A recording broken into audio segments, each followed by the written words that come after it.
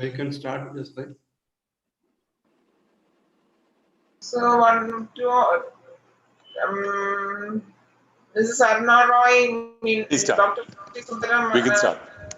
Joy.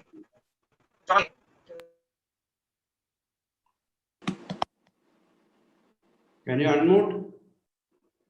We'll start. So, sir, two of the speakers have to join, sir. We are waiting for them.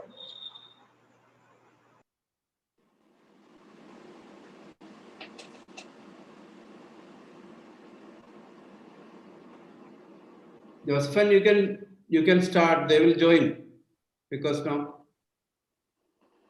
we'll start at the scheduled time. They will Okay, sir. Okay.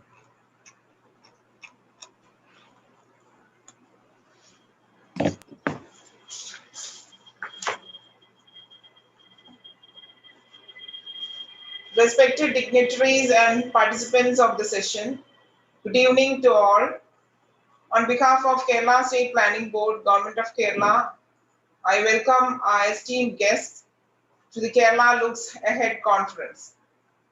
We are honored to have you here today in this session on local governments.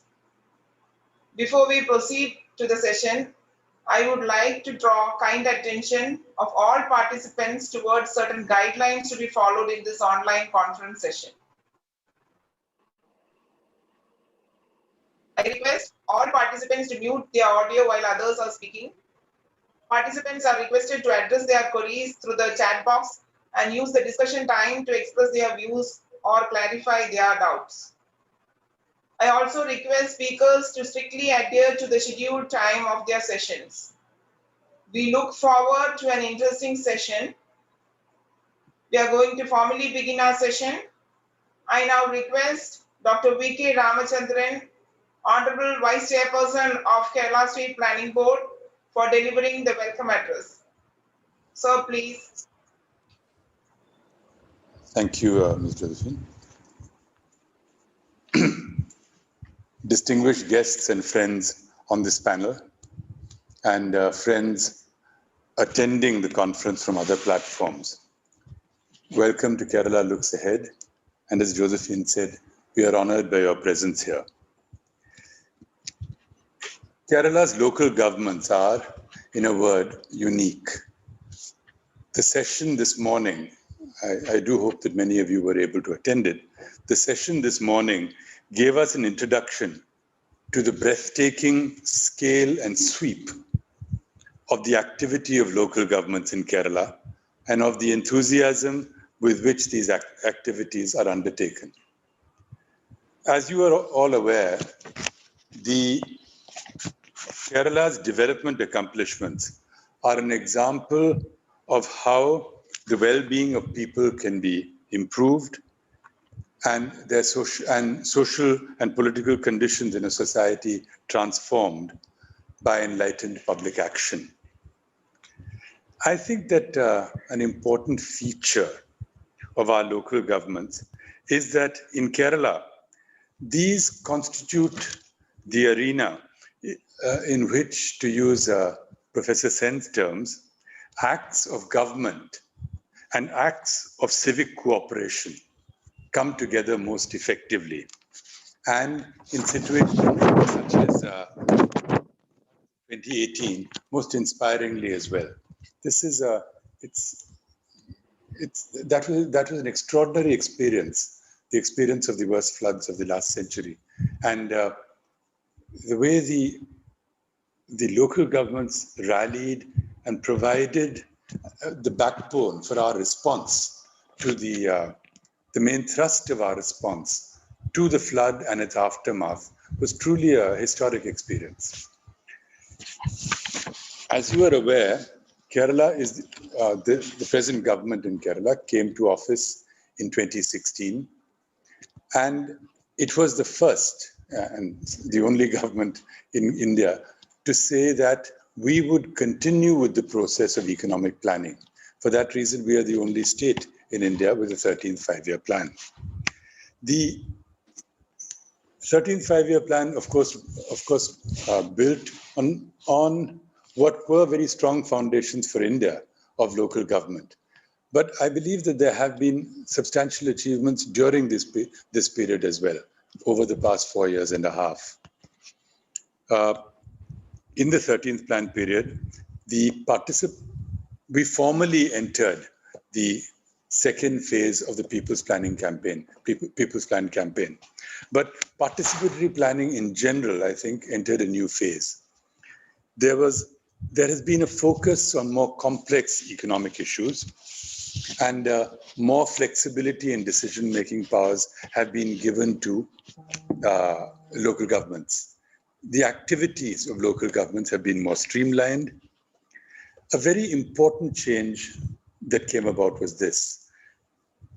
For the last few years, the annual plans of the local governments have been finalized before the financial year begins, that is before April 1st. Earlier, the annual plans were completed by about August or later, and so you only had the rest of the year in which to complete the annual plan. Now, this early finalization means that when the new financial year begins, local governments hit the ground running.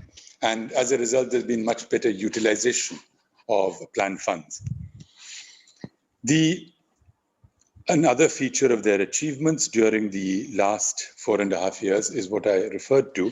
The local self-governments led the state's response to natural disaster in 2018 and 2019, when, of course, the two extreme rainfall events led to unprecedented floods and mudslides in the state. As a result, one of the learnings from the 2018 floods was that local governments had to focus on hazard risk mitigation, and this led to the preparation of disaster management plans by every local government in the state. This is the only such initiative in India. Over the last 4 years, new responsibilities have been put on local governments. For instance, we've had 4 state missions for the new Kerala missions. The one is in public health, which converts our primary health centers into family health centers and in general, improves people's access to the health system in the state. It's called the Ardhra mission. We have a mission which has improved the public education in schools, one that has worked on housing for the poor and the homeless, and yet another which has worked on environmental conditions in India, the Green Kerala mission. In each of these, it is the local governments which have played the most prominent role. In fact, very often, formally, have headed it in administrative terms as well. After the pandemic, one of the early programs for recovery was a program which we call Subhiksha Keralam. Subhiksha Keralam is a multi-department strategy to increase food production and food processing in the state, value addition to food production in the state. So this Subhiksha Keralam thus covers the activities of agriculture, fisheries, animal resources, industry, and some traditional industry departments as well. The Subhiksha Keralam is essentially coordinated and implemented by local governments, which has again given them a huge new role in the post-pandemic situation, in the pandemic situation.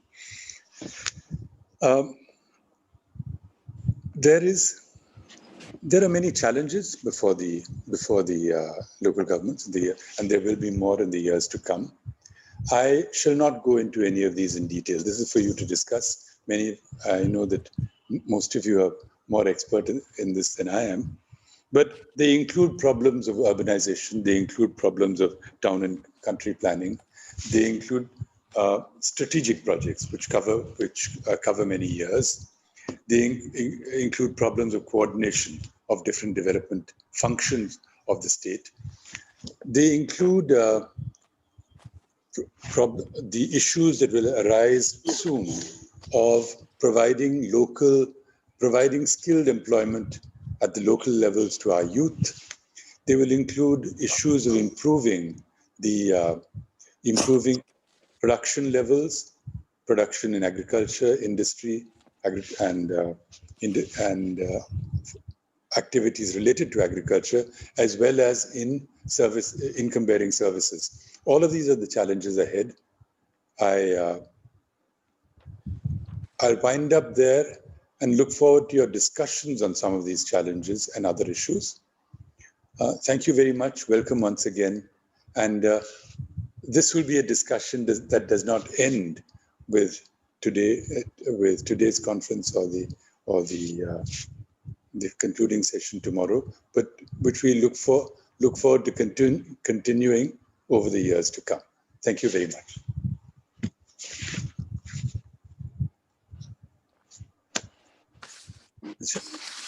Secretary. For your insightful welcome address. Now I invite Mrs. Sharada Muralidharan, IAS, Additional Chief Secretary to Local Self-Government Department, Government of Kerala, to take over the session and for moderating it. Thank you. Madam, please join. And welcome to all the panelists and people who have come in to participate in this extraordinary session, which has some brilliant activist administrators, expert academics, who will be giving us their insights. And I'm looking forward to moderating this session. I feel very honored to have been given this opportunity to do so. Having said that, today morning we had a lovely display of the various kinds of interventions that local governments are capable of doing in Kerala because of the years of decentralized governance and processes and systems that have become institutionalized. These included areas of social interventions where you looked at child-friendly local governments and senior citizen-friendly local governments. We also had interventions that looked at energy conservation and ways and means of conscientizing communities to the challenges of consumption, disproportionate energy consumption. We also saw examples of productive sector, of convergence, where local governments took the initiative for organic farming, looked at market linkages, and led basically to with a vision of sustainable development. So while all this is very fine, the fact is that our conference is actually about looking ahead. And looking ahead means that we are looking at how we modify ourselves, how we transform ourselves, how we grow from where we are. And 20 plus years of decentralized governance, have we got into a complacency, into stagnation? What exactly is the growth that we are capable of? These are questions we need to look at. And particularly, I find that this would be a comfortable space in which we could perhaps ask ourselves some uncomfortable questions and find ways of addressing those questions, of taking the bull by the horns, literally. So this would be from both the experience of our lived experience of decentralized governance and where we've run into roadblocks, where we haven't been able to move quite the way we would like to. Because I believe we are not talking to people new to the experience of local governance in Kerala. The panelists and everyone who would be listening in has a fair sense of how local governments are functioning in Kerala. So the question is, what are the challenges therefore that we are looking at? One question that comes automatically and straight away is the challenge of autonomy itself. Where actually does the state end and the local government begin? It's been an interesting, you would find that in any federal setup, there always is that friction and that tension between two levels of governance. So this is a third level of governance which has come in, and it impacts the way both the second and the first tiers of governance function. How is that? And to what extent is the space, is autonomy permitted? To what extent are we looking at controlling how local governments work, and whether we should or not? I mean, should it be a completely hands-off relation of the state and the local government, or aren't there larger priorities, understandings which need to be disseminated through this? But when we try to do that, do we go too far and limit the autonomy of local governments in doing so? Again, this question, Kerala has perhaps the most development grants that have been received by any set of local governments in the country, and which come as direct grants to the state, to the local governments to do what they will within a framework, of course.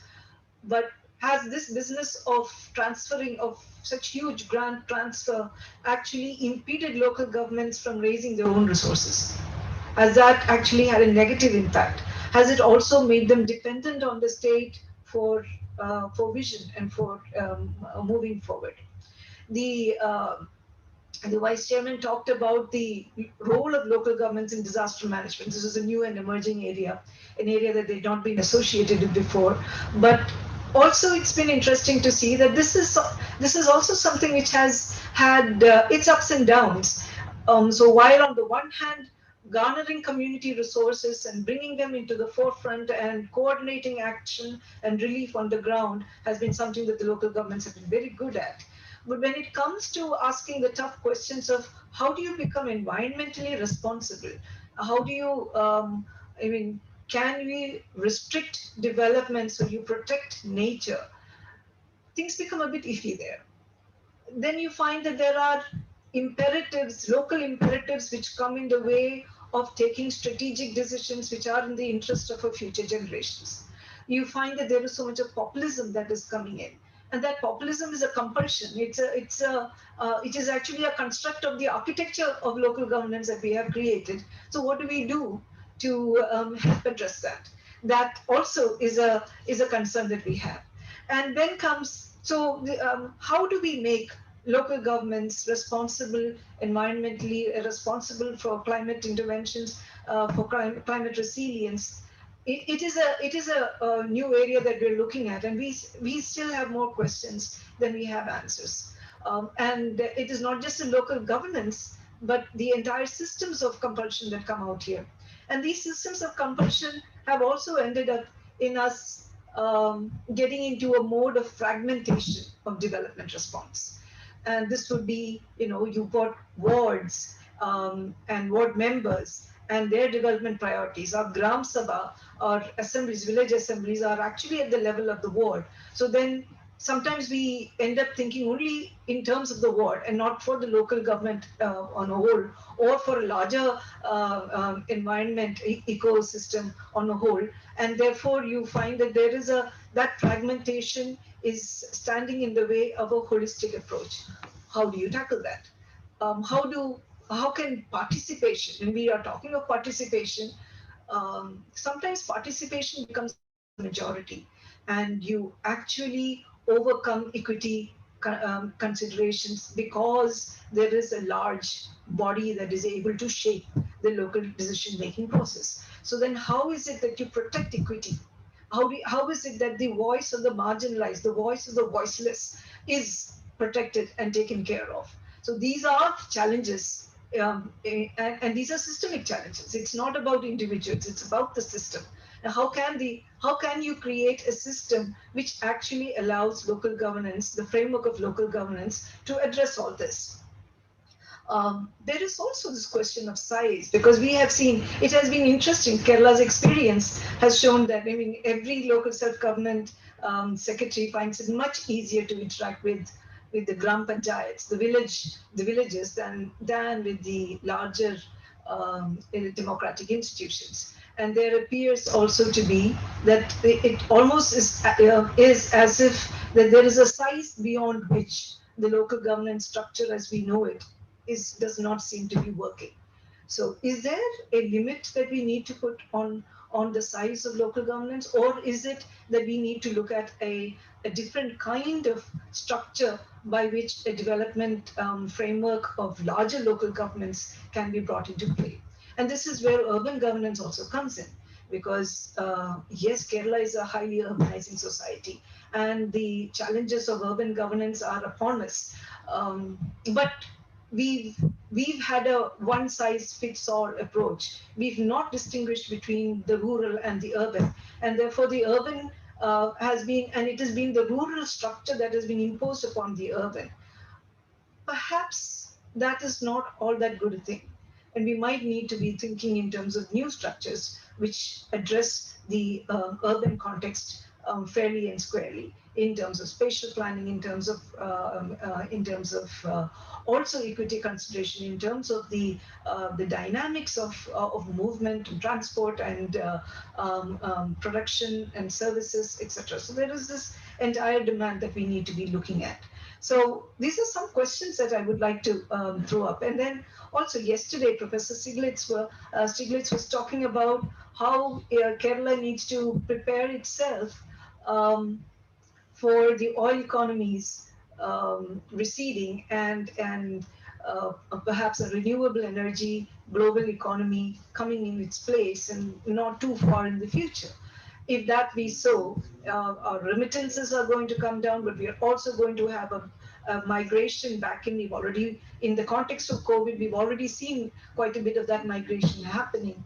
And then there comes this big question of how do you handle this? How does a local governance system, which will be then answerable to be looking at equitable production and opportunities for employment, get itself into another gear altogether to handle something like that? And then when you look at other, the larger, what is the larger global picture, and how is that going to impact local governance? What is technology, and how are big data and technology going to impact us? How is climate change and the compulsions of climate change going to work with this? How is a globalizing economy going to be affecting the way local governance in the state goes ahead? So there are questions and questions galore, more questions than we have answers for. But the good thing about Kerala, and one of the reasons why Kerala has got to where it is because Kerala has never been afraid of questions. It's never been afraid to criticize itself. It's never been afraid. It has welcomed criticism, and it has always worked on criticism and used it to improve where it is. So I can see from the topics that the speakers have given that we've got some very interesting discussions, and perhaps some answers to the questions I have posed, and maybe to questions which I have not posed. And therefore, this promises to be a fascinating session. I will stop here and invite our very first speaker, Professor Prabhat Patnaik. And let me just a few words on Professor Prabhat Patnaik. He is very well known to Kerala as the former vice chairman of the State Planning Board, but also as the second chairman of the State Finance Commission. He is an Indian Marxist economist and political commentator who was in the Faculty of Economics and Politics in the University of Cambridge, and was elected fellow of Clare College, Cambridge. He also taught at the Center for Economic Studies and Planning in the School of Social Sciences at JNU, and retired in 2010.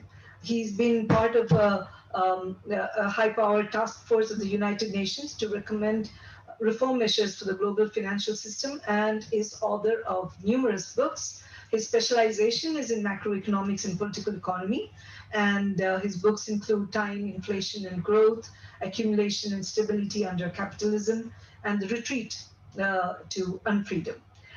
It is with great pleasure and that I invite Professor Prabhat Patnaik to speak on a theoretical view of the role of panchayats in the transition to socialism. Thank you, Sharada. How many minutes do I have? 10.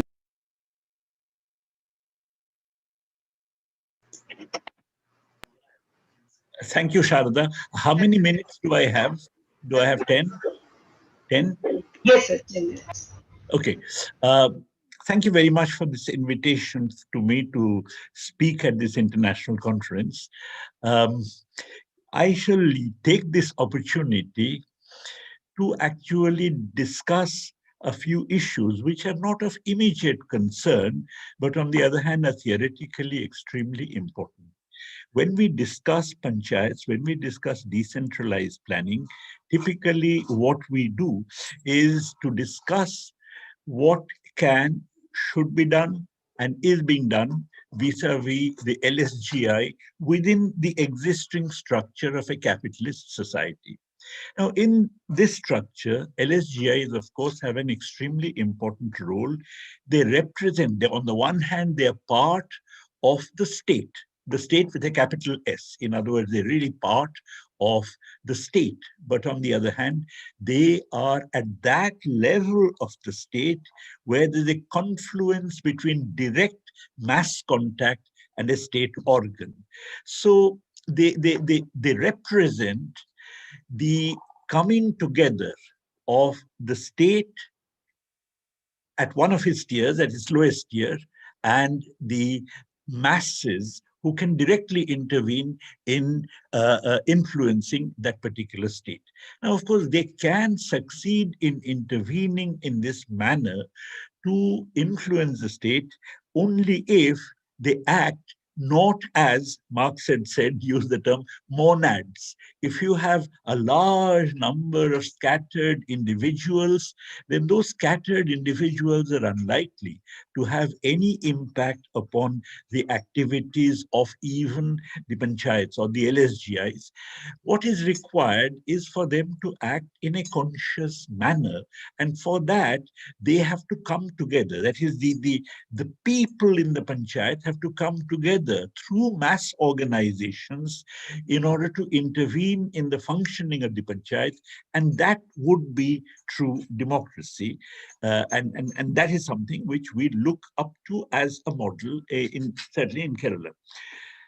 But then the question arises that what about, if we think of a future society going beyond capitalism, do panchayats have a role in such a society? And if so, what kind of a role do they have in such a society? And I think this is a matter of particular importance in the context of Kerala, because Kerala, of course, is ruled by a party that believes in socialism. So if we think of a socialist society, what is the role of the panchayat in a socialist society and in the transition to socialism? This is a question which has always bothered me, and this is a question which I'd like to try and attempt to discuss on the present occasion. Now, socialism, to me, minimally means the end of commodity production. And let me be very clear that by commodity production, I mean something very specific. By commodity production, I mean a situation where there is competition among the producers in order to meet a market that is really impersonal. There's no connection with the buyers and sellers, an impersonal market. And in that impersonal market, commodity production gives rise to competition between producers. And for each producer, what he or she produces represents not a use value or a thing, but it represents a certain amount of money. That basically I'm producing money when I'm producing, let's say, whatever, when I'm producing some industrial good, when I'm producing some food grain, I am not producing that as a use value, but I'm producing it as money. Now, that gives rise to competition, and that competition is something which, to my mind, is anathema as far as socialism is concerned. In fact, the idea of socialism is to overcome competition. Now, if so, then we have to think of a socialist society as one that consists of non-commodity exchange. That there has to be exchange among people. That's not in doubt. But in India, we have had exchange for millennia. I mean, the street corner shop selling kind of sweets or selling rice or something has been there for millennia. But on the other hand, that is not really commodity production, because that doesn't give rise to differentiation, that doesn't give rise to the possibility of the growth of capitalism or any such thing. Now, therefore, socialism must be characterized by non-commodity exchange. One form of non-commodity exchange, which has been tried, say, in the Soviet Union, was centralized planning. That, you get rid of commodity production, you have one central planning agency that actually tells every enterprise, ideally, how much to produce, and so on. Now, that is kind of one specific instance of non-commodity exchange. There was another instance of non-commodity exchange that was in China, when you were in the early years of the revolution, when you actually had the communes, big communes, which actually produced on their own, which exchanged amongst themselves. But on the other hand, that was not commodity production in the sense that they were not kind of competing against one another. They were themselves gigantic kind of, areas which were cordoned off as communes, and they were tried to produce all kinds of goods they needed. If they didn't need anything, then they bought from a neighboring commune. And if they had some surplus, they sold it to the neighboring commune. So that's kind of another kind of non-commodity exchange. Now, I think if we are thinking of socialism, then we have to think in terms of non-commodity exchange. And this is something which, on the model of the Chinese communes, should take the form of individual areas which are cordoned off, and those areas try and produce as much as they can to meet local requirements. They can exchange with other such areas and so on. And panchayats can constitute a core concept in defining such an entity.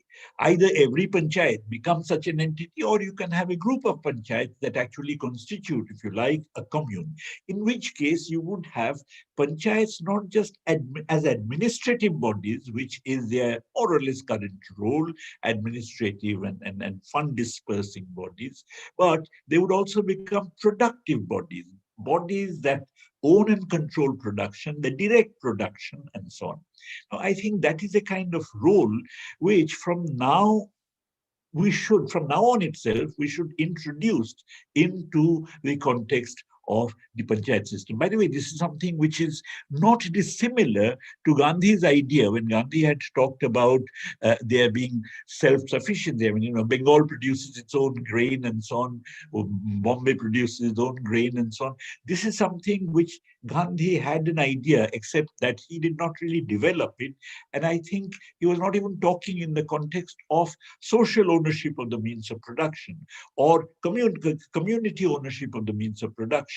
So this idea of there being an entity, whether that entity is panchayat or whether that entity is a group of panchayats which actually produces for itself and which then enters into non-commodity exchange vis-a-vis other such entities, is a possible model of socialism. And I think if we are talking about socialism in Kerala's context, I mean in the context of what can happen in Kerala or in India generally, then this can be a model where the panchayats can blend into it. Now, in China, for instance, you had the township and village enterprises which played such a role, except that they were really caught in the context of international trade and so on. The exporting, etc., became their preoccupation. But on the other hand, the township village enterprise model can be incorporated into a panchayat system in order to meet local needs, in order not necessarily to export to America or Britain, but in order to meet local needs. And this is something which I think we ought to increasingly think of. And one way of giving shape to that, one way of actually incorporating that into the current panchayat system is to actually start production units under the panchayats. In other words, the panchayats are not just administrative bodies, but they also become productive bodies, so that at a future date, these productive bodies can turn into these entities that regulate, that produce, that regulate production within their corpus, that produce and that exchange non-commodity, engage in non-commodity exchange with other such entities. These are some of the thoughts which came to me, and I thought I should flag them off for discussion. Thank you very much.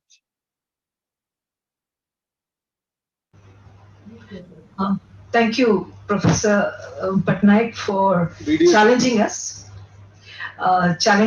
to see whether we could work out a framework of the panchayat or group of panchayats as communes and get into a township village enterprise that would signal the end of commodity production through non-commodity exchange. It's quite thought-provoking. We will be now moving on to our next speaker, Professor Patrick Heller. Professor Patrick Heller will be talking to us on decentralization and urban governance, a matter of great concern and relevance in Kerala. Professor Heller is the Lincroft Professor of Social Sciences, Department of Sociology, and the Watson Institute of International and Public Affairs of Brown University. His main area of research has been in studies of social inequality and democratic deepening. And has focused primarily on the countries of Brazil, India, and South Africa. The range of subjects and topics on which he has written and published articles includes comparative democracy, urban governance, social movements, development theory and policy, decentralization, the middle class, civil society, and state transformation. He's also the author of books like The Labor of Development, Workers in Transformation of Capitalism in Kerala, India. And his most recent project, which is the Cities of Delhi, was done in collaboration with the Center for Policy Research and explores the dynamics of governance and social exclusion in Delhi, our capital. So over to you, Professor Heller. Can you hear me? Yeah. Thank you very much to the additional Chief Secretary, to the Vice Chairperson, V.K. Ramachandran. It's an honor to be amongst you. I've been working on questions of decentralization for over 2 decades, and almost everything I know about decentralization in the real world, I have learned from many of the people in this Zoom room. So I want to begin by acknowledging that there's lots of expertise in the world about decentralization, but India's own experiences with decentralization, and Kerala in particular, going back to the first government in Kerala and EMS Namboodiripad, and the experiment with the People's Campaign, and the general process of decentralization is one of the, I think, richest and most fascinating real-world experiments in decentralizing democracy and governance anywhere in the world.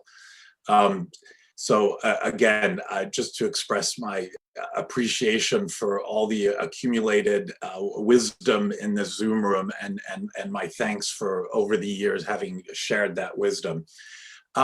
As the Joint Additional Secretary already noted, the People's Plan was largely focused on rural panchayats. Even the 94th Constitutional Amendment was largely an afterthought. The architects themselves described it as an afterthought. And the challenge of empowering and democratizing cities in India, I think, remains one of India's great developmental challenges. So I'm going to just make some quite broad comments about how to think about cities, what's been achieved, and what is yet to be done. Let me begin by making just a few very general points about the significance of cities. What makes cities so unique in the global economy? And their uniqueness lies in the fact that cities are, in effect, force multipliers. That is, the advantages of cities have to do with their social density, and they have to do with the fact that cities are capable of leveraging massive returns from increasingly developed and differentiated divisions of labor. Having said this, in order for cities to actually be dynamic in that way, they have to be well governed. And I want to emphasize this point because all too often we assume that the returns, that the powers associated with the densification of associational life, the density of civil society and the density of market life are spontaneous. And that's absolutely not the case. When left to their own devices, the associational powers of civil society and the associational powers of markets can be extremely exclusionary and can produce involution rather than dynamism. And the increasing informality and precarity that we witness and see in many Indian cities, and the capital city being a case in point, underscores the fact that when these forces are not properly coordinated, they are anything but dynamic. Work that I've done with Partha Mukhopadhyay on Indian cities argues that they have become what we call growth cabals. That is, they are uniquely and centrally focused on growth, but it's a form of growth that comes without inclusion. It's a form of growth that is not sustainable.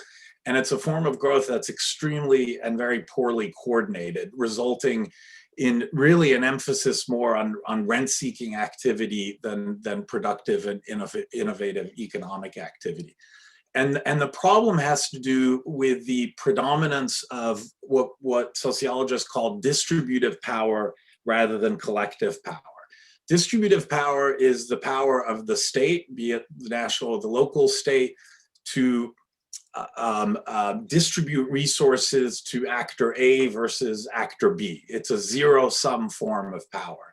And this is the most common form of power and the form of power that we generally focus on.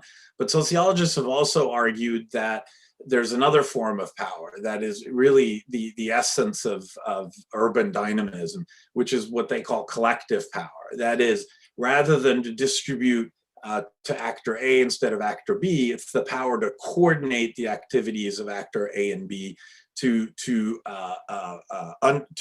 ensure joint projects, to ensure that the capacities of actors A, B, and C are coordinated in such a fashion to produce collective goods. And this is a very complex form of power, and a form of power that not all cities have. And in India in particular, cities have very little collective power because cities have little actual authoritative power to begin with. So let me just very briefly remind ourselves why decentralization is so important and how it can contribute to this form of collective power.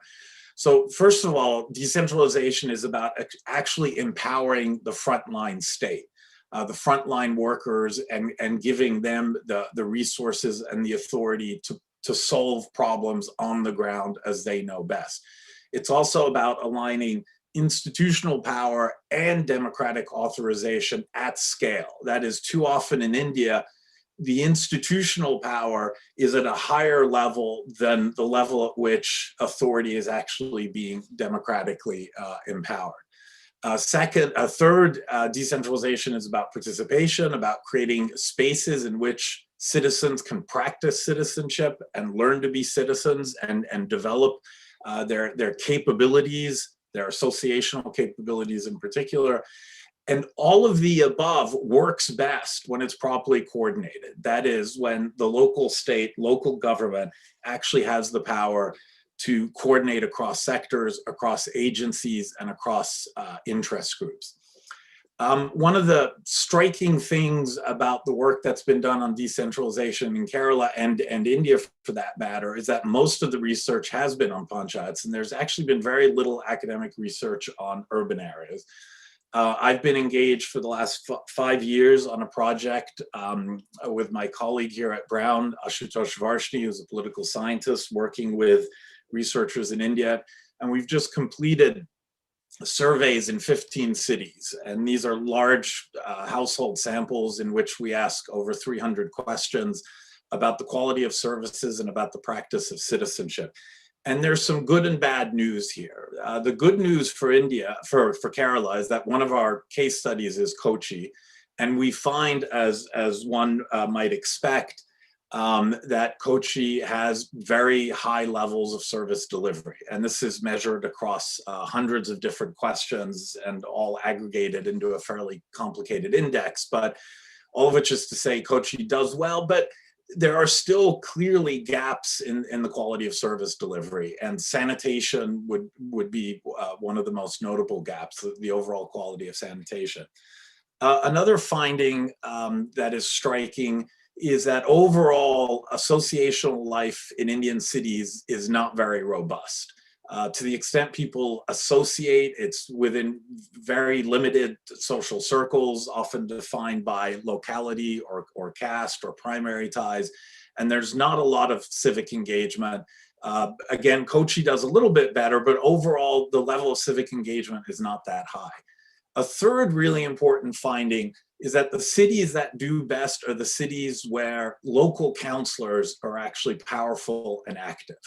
And we see this in Kochi in particular. People have a very favorable view of the activities of their local councillors. They see them as very effective and nonpartisan. But on the somewhat negative side, it's also clear that people are extremely dependent on their councillors. That is, rather than engaging with the state directly, rather than engaging with officials as citizens, as bearers of rights, they have to go through their councillors. So the councillors play a key role here, but this does suggest that the ability of the average citizen to engage with the state remains limited, or as we like to say, that the surface area of the state is still quite constrained. So let me quickly conclude looking forward and echoing some of the comments made by the additional chief secretary. I do think this boils down to a question of autonomy, that the cities, the emerging, rapidly growing cities of Kerala need to be states within states. They have to have tremendous autonomy, but that begs the question, is this unlimited autonomy? Is this autonomy with conditions, within parameters? And clearly, to the degree to which resources and authority are devolved to the local level, it has to be done within standards, with baseline rights in mind.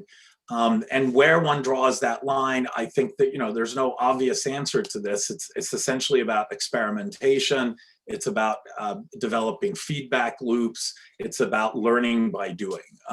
But I do think, very broadly speaking, there are three areas in which we need to be thinking about moving forward in how to develop the autonomy and the authority of cities. One is the actual power to legislate. Under Indian national law and the Panchayati Raj and in Kerala itself, cities, local authorities still have quite limited legislative powers, and representatives, elected representatives and councillors, are more mediators and more focused on servicing their constituencies than actually making policy. There's very little policy-making capacity that's available to legislators. Second, planning. Yes, cities have increased town and country planning capacities in Kerala, and we've just heard about new initiatives in the last 4 years, and I haven't done research recently, so I want to be careful what I say here, but by and large, I don't think cities are doing the kind of long-term strategic planning and land management that one sees in cases like China or Brazil, where cities really have the full capacity and functionality of long-term planning. And then finally, and this is a point I've heard many times in Kerala itself, line departments in Kerala are quite effective and very good at delivering, but they're still largely top-down service delivery departments that don't necessarily answer to the city. And as long as they don't answer to the city, as long as they're not under the direct authority of the city, that limits the capacity of cities to actually coordinate across line departments. So let me end there and thank you again. I'm very much looking forward to these deliberations, and again, just want to express my gratitude and pleasure at being included in this extraordinary group and conversation. Thank you very much. Thank you, Professor Heller, for whetting our appetite, really, with regard to what we should be doing in urban governance. I think while you haven't given specifics, you've told us basically that we should be looking at moving from distributed power to collective power, to convergent interventions, and ensure the practice of citizenship, for which we need to look at reframing what our elected body does. So the councillor moving from mediator to policy maker, to be able therefore to get out the those local compulsions and think in terms of strategic planning and land management. Brilliant ideas. Thank you so much for your inputs. Yes, we will be moving on to the next speaker. We have just received information that Dr. S.S. Meenakshi Sundaram is traveling and is unable to enter the conference. So we will be moving to the, we do have Professor Harry Blair, who will be speaking to us next. Professor Harry Blair is a visiting fellow at the South Asian Studies program at Yale University. He was a senior research scholar and director of undergraduate studies in the South Asia Studies program there. He's also been associate chair of the political science department in the same place. He's taught at Bucknell, Colgate, Cornell, and Rutgers universities, and his research interests focus on democratization in developing countries, particularly on civil society, decentralization, and accountability. His articles have appeared in the American Political Science Review, Comparative Politics, the EPW, Journal of Development Studies, and World Development, among others. And he's also has had practical applications in the sense that he's had extended stints with the USAID, the DFID, the Swedish International Development Agency, UNDP, and the World Bank. Over to you, Professor Blair.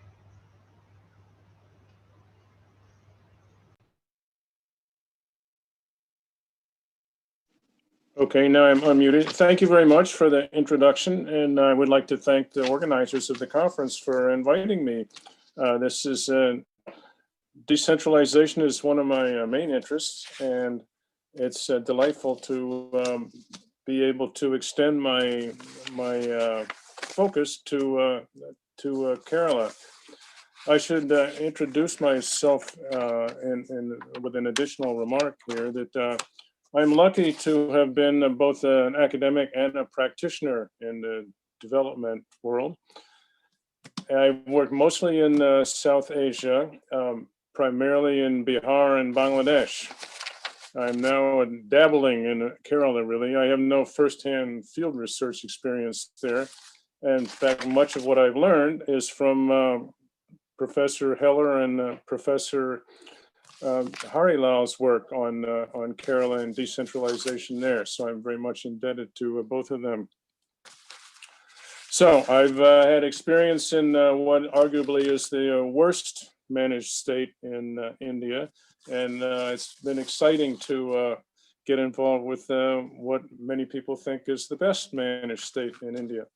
Well, I'd like to talk in my presentation not so much about Kerala's success in decentralization, but ask why has Kerala been so successful, in particular with participatory budgeting, which began in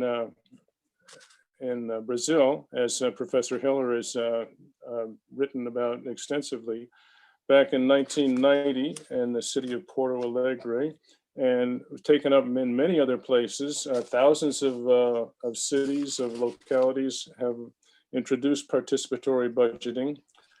Kerala, as there are several states in Brazil that have taken it on at the state level, but otherwise, so far as I know, Kerala is the only actual state, and a huge one at that, relatively speaking, with some 30 million people, that's taken it on as a project for the whole state all at once. Now, among the aspects of decentralization in Kerala, to me, perhaps the single most striking thing is that it's survived 4 government turnovers between the Left Democratic Front and the United Democratic Front, unlike in so many other places, including Porto Alegre, where it flourished as long as the initial party was in charge of the city government. But then when the government changed hands, the successor government was significantly less interested, in the program atrophied over successive years. And that's been the story in so many other places. Now in India, participatory budgeting has been initiated in a number of other places, primarily cities. Pune, Delhi, Mumbai, Bangalore, Cochin have all experimented with this, but quickly abandoned it, or at least severely weakened it into what amounts to no more than window dressing. And if participatory budgeting can't succeed in Pune, which a recent review by Janagraha rated as the most well-governed city in India. If it can't work there, then, well, can we expect it to work elsewhere? So why has it been so successful in Kerala? Well, there's some obvious answers. Good governance generally. The Public Affairs Center in Bangalore, which started an index of Indian states and their quality of governance in 2016.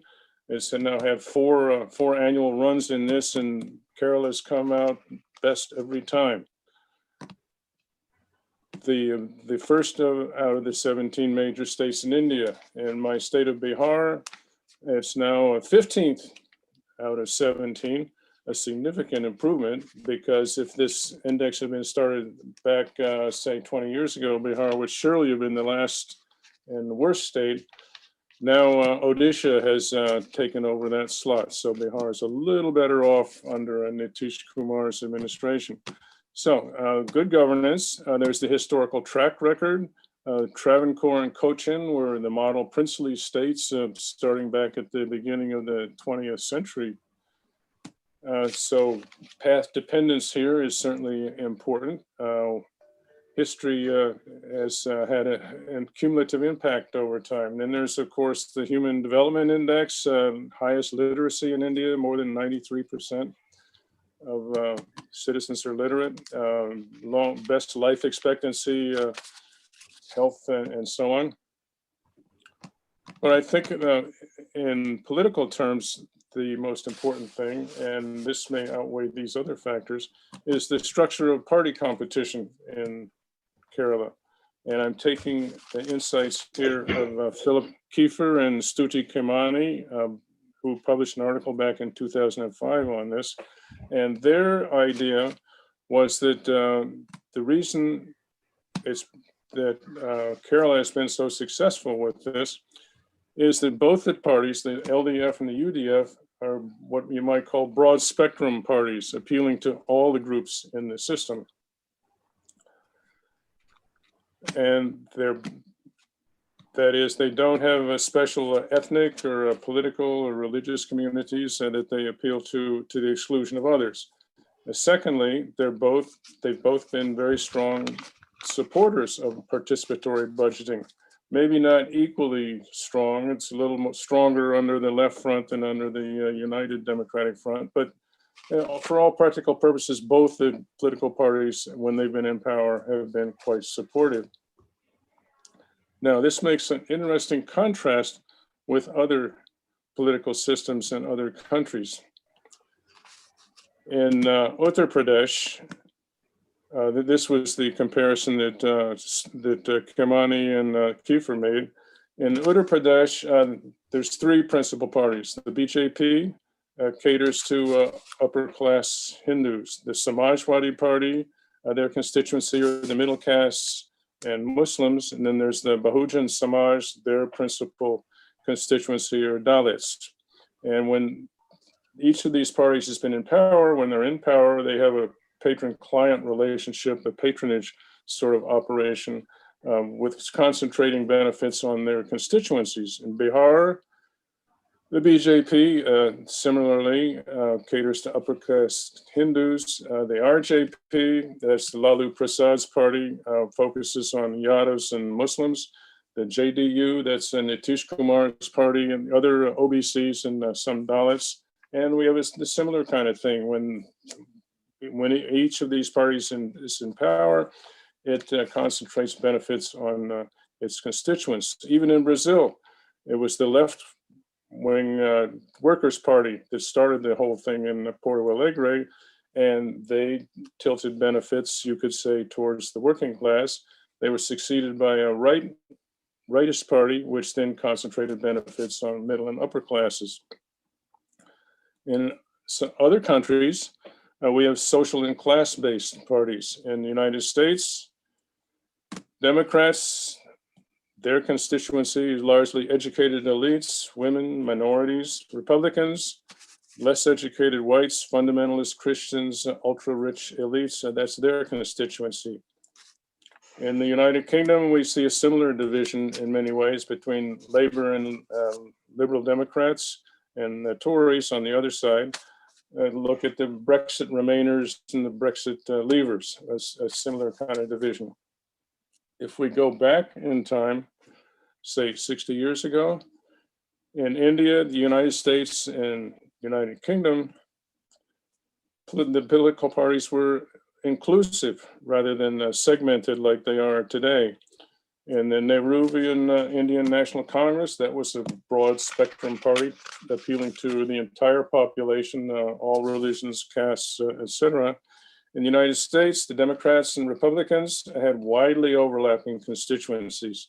There was, in fact, in my own discipline of political science, when I was in graduate school back in the 1960s, this was, the chief complaint about the American political system was that the parties were too alike, Tweedledum and Tweedledee. It was hard to tell the difference in so many ways.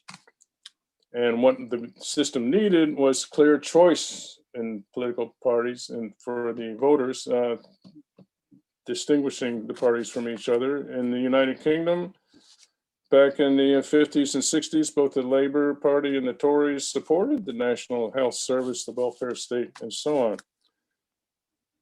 So what we're looking at now in the last 20 years or so has been this democratic decline in so many countries that has been a source of great concern to not only the practitioners, but also the voters and researchers and academics like us.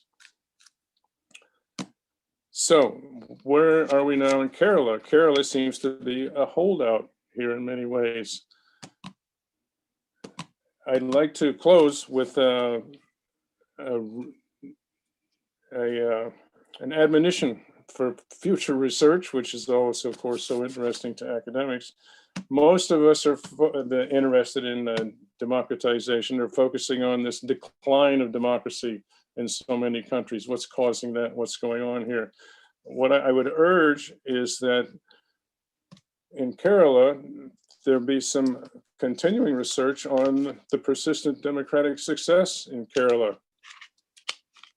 And I'm hoping that some younger folks, assistant professors and perhaps graduate students doing their PhDs would take this on as a research project. I think it would be not only fascinating, but of great practical use to not just the academic community, but to the world in general.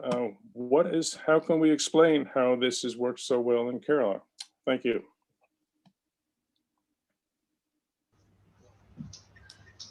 Thank you, Professor Blair, for contextualizing what our experience of participatory budgeting is and why it seems to be working here.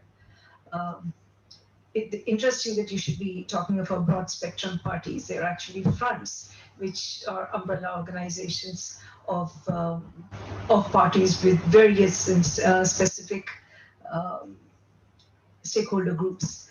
But that is, it is good to know, as well as thank you for that admonition. We would love to be studied, and we would love to see how is it that we could contribute. I mean, from our experience of what participatory budgeting and democracy has been, to look at coming out with lessons for all. Moving on, we have with us Dr. S.S. Meenakshi Sundaram, who will be speaking to us about local governments and disaster management. I had earlier said that he was traveling and would not be able to join us, but I'm happy to say that he has been able to come in. So, Dr. Meenakshi Sundaram is an activist administrator, is a person who has given a human contribution to Panchayati Raj in the country. He's an IAS officer of the Karnataka cadre and also former advisor of the Planning Commission. And he was had been Secretary, Ministry of Rural Development and the Panchayati Raj Department when Karnataka launched its new system of PRIs. He is currently visiting fellow at the Institute of IDS at the University of Sussex. He is also an author of multiple articles and papers on Panchayati Raj and rural development. He's published a book on decentralization in developing countries with special reference to Nigeria, China, and India. He was Principal Secretary to the Chief Minister of Karnataka and Joint Secretary to 3 Prime Ministers of India. He was the Deputy Chairman of the State Planning Board when Karnataka was under the President's rule, and is now Chairman of MyRADA, a voluntary organization which is in the field of building people's institutions for development. Is also a visiting professor at ISEC Bangalore. So, Dr. Meenakshi Sundaram to talk to us on local governments and disaster management. Over to you, sir.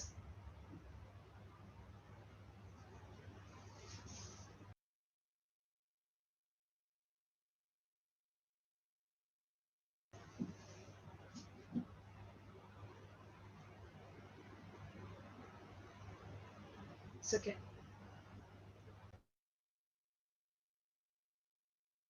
Could unmute your mic.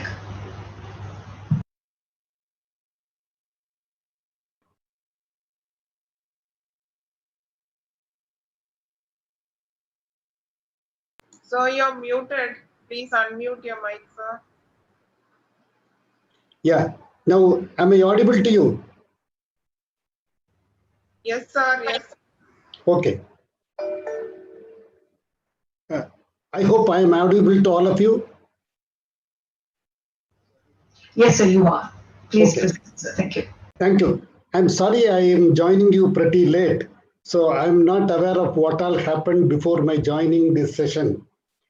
At the outset, I want to congratulate the government of Kerala and also the Kerala State Planning Board for keeping local government as the central theme.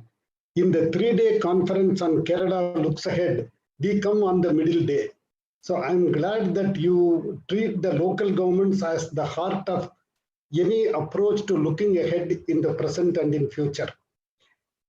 I'm supposed to talk to this group and to the audience on the role of local governments in disaster management. See, at the time of framing the Indian Constitution, there was never a thinking about disaster management. As all of us know, we have a union list, a state list, and also a concurrent list as a part of the Constitution. But disaster management does not find a place in any one of these 3 lists, because at that time, we did not expect that there is going to be a disaster at any point of time. Now, what happened later was, in the year 2005, when the government of India wanted to have a particular act for disaster management, there is a general clause in the union list which says any subject which does not find a place in any of the lists will belong to the union list. Therefore, the Government of India took the decision that it is their responsibility to have a disaster management act, and they created a disaster management act in 2005. At that point of time, this act created several committees. We have a national level disaster management committee, we have a state level disaster management committee, we have a district level disaster management committee, and there was nothing, no talk about the panchayats, except that they are local authorities who will be implementing the programs and decisions of the higher level governments. No specific role was assigned to the local authorities. Therefore, under the Constitution, the responsibility to deal with the disaster is largely with the central government, and the state government and the district governments have got specific authorities who will implement the programs. This is the status constitutionally. I am glad the Kerala government did not go strictly by this constitution. What they have done was, when they faced a particular disaster in the form of flood in 2018 and 2019, the responsibility of handling that was given entirely to the local governments. That was a good experiment. They did three things particularly. The first one was they asked them to create emergency response teams. They organized relief camps. They were looking after the facilities and where to keep the people. All this was done entirely by the local governments. It's a good move. And the second was, when there is a distribution of assistance to the people, that was also done through the local governments. The local governments also created a working group to deal with the disaster management. This is the starting point of involving the local governments in the disaster management programs. Now, secondly, when the COVID-19 came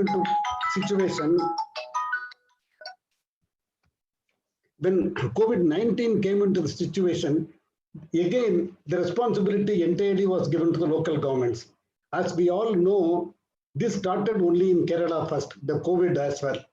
And management of COVID and the follow-up actions was entirely given to the local governments. First, the community kitchens. These are certain things which probably others did not think of, and we all, the neighboring states, followed it up in due course. Formation of community kitchens, cleaning and disinfecting the public places, offices, awareness programs, and more particularly, getting the accommodation, food, and support for the migrant labor, which are very large in number in the case of Kerala, who came from outside Kerala, looking after them and looking after their needs. That was also done by the local government. And they had first-time treatment centers, which took care of the problems of these people who have moved from other states.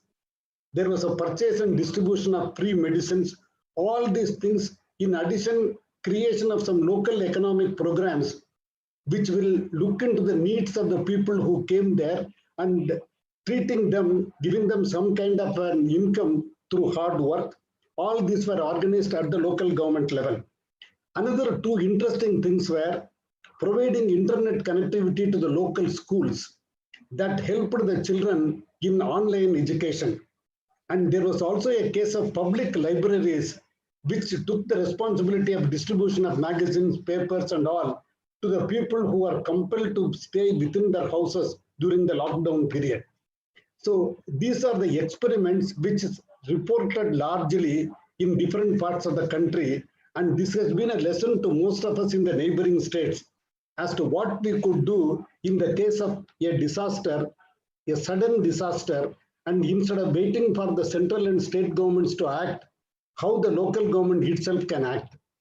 Now, unfortunately, even though the law says the district management committee, disaster management committee, it is headed by the district collector, and the Jilla Panchayat president is only the co-chair. In Kerala, I find the Jilla Panchayat presidents taking an active interest in the management of COVID-related situations. These are good things, and these are lessons which others can learn from Kerala. Now, the purpose of this conference, I understand, is to look ahead. In addition to this, do we have something more to think about? So I would spend a few minutes on saying that. For the future, I see there are 4 particular things which Kerala can do and other governments can also do. One is, can we give the regulatory powers to the local governments? Today, if there is a lockdown, the lockdown is determined to start with at the national level. Our first lockdown was all through in India. Then after some time, the central government said the states can take their own decisions. When you will declare a lockdown, the states can declare. With that, it stopped. We have not come down below the state. In some particular states, even the district collectors or the district authorities were empowered to declare the lockdown period. Now, my question is, can this not be delegated further down? Can we empower the local panchayat to take this kind of regulatory decisions? What should be done? How do we manage? The state and central governments are at liberty to tell the local government as to what they should do, but the power to take decisions will depend on local conditions. So I would very much like the regulatory powers also to be given to the Gram Panchayats. Actually, when a health department supervisor or someone else comes and talks to the people may not be willing to believe that. On the other hand, if the local panchayat member goes and talks about it, his acceptance level is very high.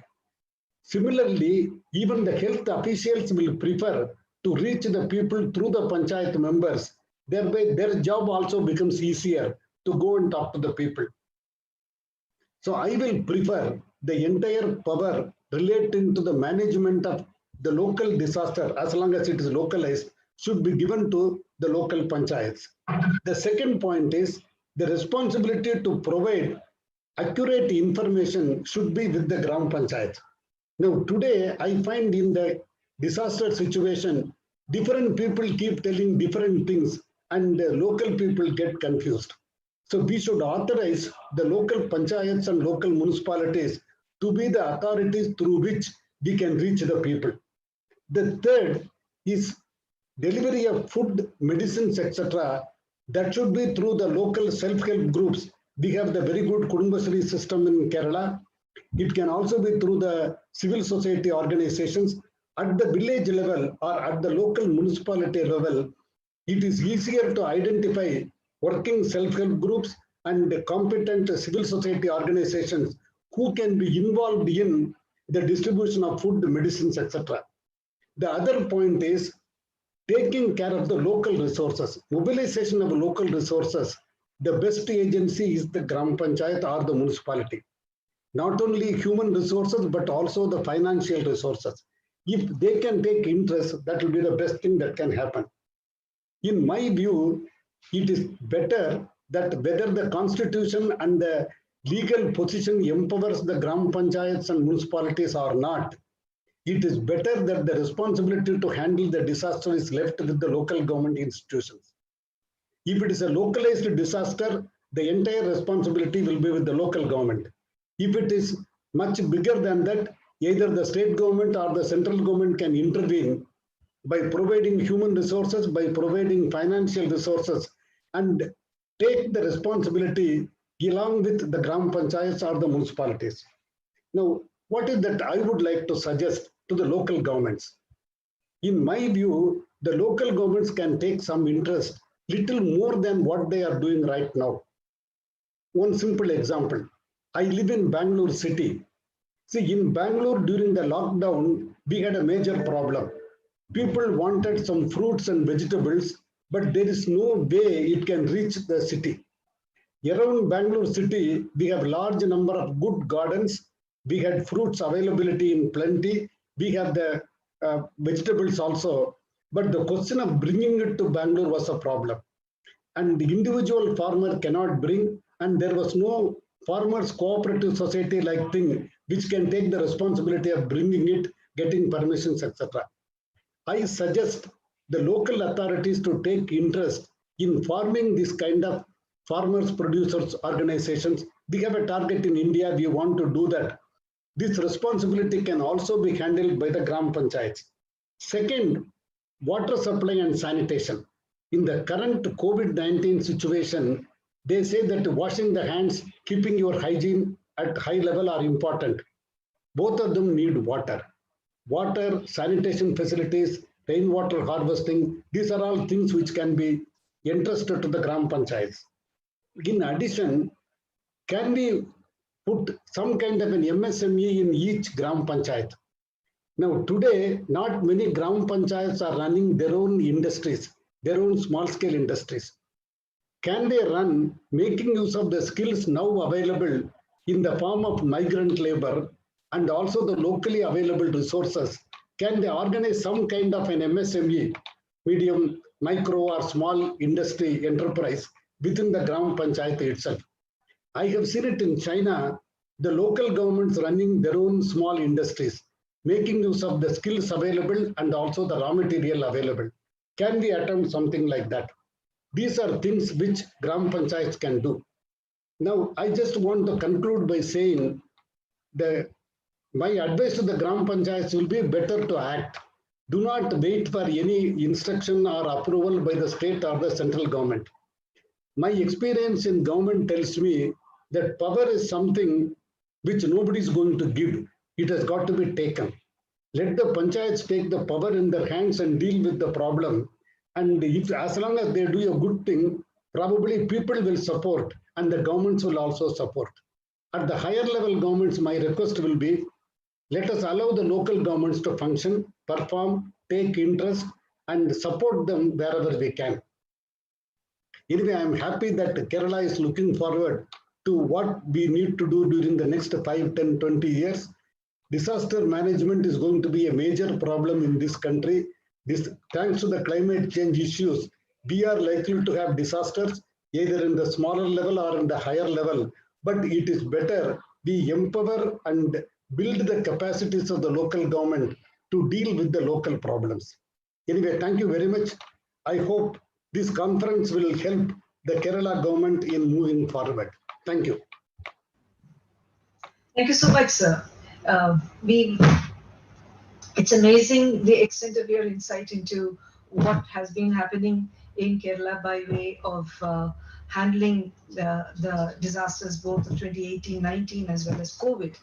You will be happy to know that actually much of what you had suggested, we have done a bit. While the regulatory power with regard to lockdown is not with the local governments, however, Kerala did take a position very early on that the micro-containment zones would be identified ward-wise and that the local governments would play a role in identifying those wards and suggesting them to the district disaster management authority who would work on their advice. So that to that extent, a facilitatory role, an enabling role had been given to local governments. Also, food and medicine delivery in Kerala, in the context of both the floods as well as COVID, has been handled almost exclusively by the local governments. We had also, in this year's plan from the year 2020-21 onwards, the local governments have now been asked to create their own disaster management plans. Much of these in areas where they've already had experiences of various disasters happened without an issue. Some of the local governments were not clear as to what they were doing and why they were doing it, but they went ahead and did it anyway. And when COVID struck us, it actually came to be of great use because the local governments, every single local government in the state had a major resource inventory. It had a resource inventory with regard to human resources, regard to equipment, with regard to ICUs, doctors, paramedical professionals, all of that. So the local resource mobilization by way of information at least was available and helped them take forward a lot of the interventions that happened. So, but thank you, sir. We would certainly be interested in taking forward some of what you have indicated by way of MSMEs. Water sanitation is a major focus that we will be looking at, and farmer producer organizations and market linkages again is something that in a post-COVID context we are aware has to be looked in with much greater clarity and focus. Thank you so much, Dr. Meenakshi Sundaram. We now move on to our next speaker, Ms. Aruna Roy, who will be talking to us on participatory decision making in local governance. And I'm sure that will carry forward from where Professor Blair left off. Ms. Aruna Roy is an Indian political and social activist. She founded the MKSS, the Mazdoor Kisan Shakti Sangathan. She is a recipient of the Magsaysay Award and for community leadership and international understanding. She was in the IAS, but resigned to join the Social Work and Research Center in Tilonia, Rajasthan. She has been a champion of many causes, much of which has ended in central legislation, including the right to information, which first came out as the Rajasthan Right to Information Bill. She is very well known for her clear and vocal stand on the right to dissent. And she was a member of the National Advisory Committee, which was set up by the UPA-1 government, and has been a champion of the MGNREGIS and champion of women's rights. She is national president of the National Federation of Indian Women. It is an honor to have you amongst us, Ms. Roy, and over to you for your comments. Thank you, Sharda. It's always an honor to be invited to participate in one of your seminars and conferences. This is a conference which is most welcome at a time when the nation looks at centralized governance and laws being passed without participation of those potentially affected. We only need to take a look at the borders of the capital, New Delhi, to know where we are with our decision-making processes, which are completely impervious to what people think. So I admire Kerala's panchayats and its candid ability of the government to ask questions of itself. I'm really proud to be asked to be a member of the group that will think about Kerala, because from all parameters, from all points of view, the Kerala panchayats are still the most outstanding panchayats in India. I have been to many states, I've seen many panchayats at work, and with all its problems, Kerala still manages to have the best panchayats in our country. So when in 1990, we began, the Mazdoor Kisan Shakti Sangathan began looking at the right to information, about the transparency of local panchayats. And when we started asking questions about expenditure and about actual, and started auditing the works of the panchayat, at that time we met the KSSP and we came to Kerala actually to look at the People's Plan in operation. It has been an extraordinary experience, and we, I'm sure, have mutually learned. But I would say the MKS has learned a lot from coming to Kerala in the mid-90s. And I carry that impression still. And we recently came to Kerala in 2017, when there was an international seminar organized there on unpacking participatory democracy, when again we visited the panchayats of Kerala. And though you say that there are so many issues with Kerala panchayats, I still think in comparison, they are heads and shoulders above all the other working panchayats in this country. But it is, of course, to the credit of Kerala that it is so candid in the ability to ask itself questions. And we will remember not only the achievements of Kerala, but its ability to continually pose questions to itself. Participation is both organic and stimulated, and it's dependent on a number of variables. Political and movement participation use both methods. Democratic participation prepares a structure. In the case of India, it is within the frame and guarantees of rights defined by our constitution. Participation in democracy has a strong organic element to it, as it's a channel to serve the reality of people's existence, which Kerala amply recognized. However, whether political systems or governance, they have to evolve structures to address those needs expressed by people, and which too you did very well indeed.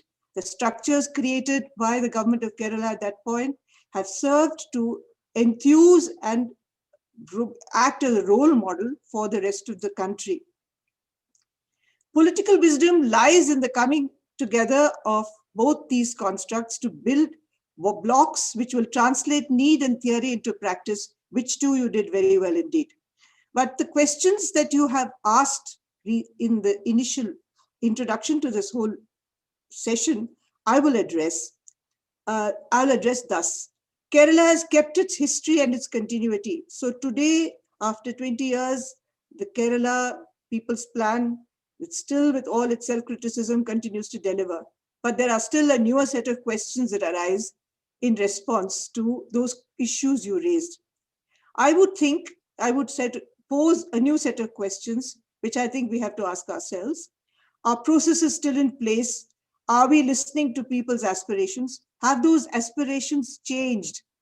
New interveners, civil society included, committed to constitutional principles of equality, equity in a holistic sense, and committed to scientific reasoning to inquire into socio-economic issues. Because today, as I see it, the biggest questions that are posed in front of the panchayats in Kerala, as well as in other panchayats, are socio-economic issues, and they need to be understood because the ramifications of those socio-economic issues are so plural and so global that to understand even big data requires an application of the mind to a very, very serious and prolonged questioning. So we need special campaigns, and we need work, and we need to work towards participatory understanding of the encroachment of democracy that's happening through big data and through other systems now, which in a very, very clever way try to take away our right to decide for ourselves. We need to evolve narratives of local achievements again to counter the tendency towards majoritarianism. The majoritarianism that comes in India comes through very many narratives. One is the narrative of the dominant right. The other is the narrative of the people themselves through caste. I think probably both these are downplayed to an extent in Kerala, but in the panchayats, wherever we work in other states, these are two huge waves which we have to counter. So all these issues have to be fought with discussion and dialogue, of which you have been more than understood, and you evolved such extremely mature understanding and processes. The threats to big data, of course, have to be fought with demands for transparency and accountability. The KSSP and the state of Kerala had evolved a methodology to work for the total literacy program. And it was a spin-off that led into the examination of people's minds and demands and desires, which led to the formation of the people's planning process and the planning methodology that was evolved. So I think what Kerala will now have to understand, the people will have to understand, is that a centralized movement which affects people, no matter whether it is of policy or of political opinion making, is harmful to people. And I think it should be easier in Kerala than anywhere else to take this whole argument against majoritarianism, whether it is the majoritarianism of religion or the majoritarianism of caste, or the majoritarianism of any specific ideology that encroaches without adhering to the constitutional values of this country. The devolution of funds was a major achievement of Kerala, but now I think perhaps, as was mentioned by Professor Blair, we need to look at further issues we can take up, perhaps a participatory budget, not only for the panchayat itself, but panchayats looking at state budgets, and incidentally also having a look at central budgets. We are part of, the Mazdoor Kisan Shakti Sangathan is part of a big campaign called Jan Sarokar. Because Parliament did not sit for more than 7 months, we organized an alternate parliament called Janta Parliament. And we actually invited all the political parties, and all the opposition parties also came and addressed all those issues. And we tried to show by precept and example what the failure was of the central government. And I'm sure that with a mature political understanding of your state, there can be tools devised by which people can understand the harmful effects of majoritarian politics. And I think when you and I talk about majoritarian politics, we're also afraid not only of ourselves as small units in a panchayat, but also for democracy. We are worried about democracy and about democracy in India and of our constitutional values themselves. So what are the learnings that Kerala has actually been able to disseminate? We have learned from Kerala the ability to organically plate people's felt needs with structural possibilities within governance and to push boundaries. We have learned that a government is willing to engage with civil society and academic efforts to lend its mind and political will to empower people in governance. Now, this is strongly opposed in the current state flow from UP, from Government of India, from so many other states. There's a need to re-emphasize the fact that there has to be proper engagement with society, with proper engagement with people, the formulation of policy, in the formulation of legislation. You also showed that it was not a demand, but as constructive work on a continuing basis. What will the questions that you need to address? I think the biggest problem for Kerala are the economic issues that are changing the tendencies in countries, in the country and in neighboring states. What will be your answers to the privatization of PSUs?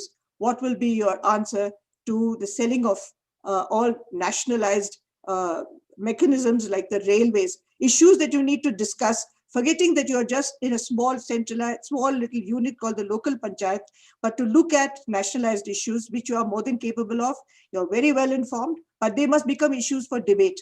If you want to disaggregate this whole majoritarian debate, we have to enter into a national debate. And I think that national debate will have to be part of the larger political education that you were so capable of doing. And the political education that you gave the people of Kerala has taken them forward up to this point where the dialectic between the people and the government has really led to positive effects and to positive growth. This political dialectic that was evolved before has become more and more silent all over the country, and to some extent even in Kerala. And I think as a precursor to this expanding idea, MKSS believes that this debate and discussion cannot end, this dialectic cannot end, and it keeps, we have to keep pushing our boundaries. We have to keep talking about the role of transparency and accountability in local bodies. We have to talk about the essential engagement with governance. We have to talk about transparency and accountability. We have to talk about pre-legislative transparency, where any law that is put into parliament should be debated from the panchayat up everywhere. We have to talk about how personal and public growth are intimately linked. These are issues which have again come up for our concern, and I think we should really devote lots of time to it, and we have to debate about it.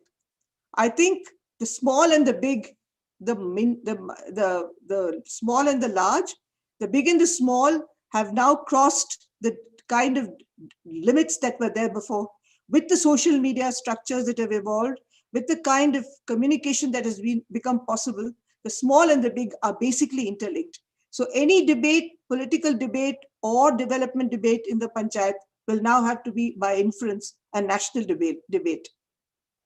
And participatory policy and legislation should become the concern not only of the state of Kerala, but of the concern of each panchayat, and it needs to express its concern and its voice and to push it, and that alone will make the panchayat realize its basic contribution not only to the state and the district where it is or the state where it is, but to the nation as a whole. Systemic changes come when larger political needs for questioning and demanding equity at all levels arise. We just have to look at the Oxfam report, where fewer and fewer people are getting richer and richer.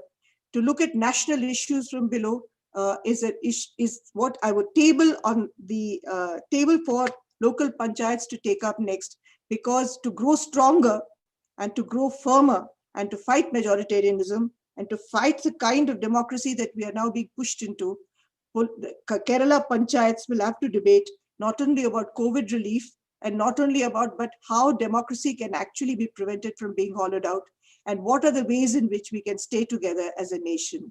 Thank you.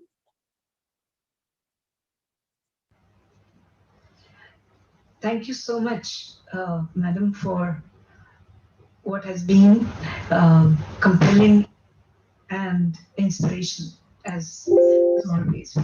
We will you have left us with a very thought-provoking idea, which is to get the panchayats to assess the state, and the state is both the state at the state and central levels, and where we could and how that could become something that we could tap into nation building. For us also, the challenge has always also been how informed citizenship can be ensured in the way participation comes in, so that majoritarian interests always then look at the ones on the margin and are able to bring in the space that would be able to accommodate the voices of all and the needs of all. Thank you, Madam, so much. We will now move on to our next speaker, Sri S.M. Vijayanand, who is currently the chairman of the 6th State Finance Commission. Also, he was former chief secretary of Kerala. I actually don't need to read anything because he has been my mentor and boss. I have had a very extended period of association with him, but he is someone who has been involved with decentralized governance in Kerala from the word go, from the 73rd and 74th amendments and the People's Plan campaign in its inception, during its growth, while it was an adolescent, while it was getting institutionalized, and now today as the head of the Finance Commission, again pushing the state to understand and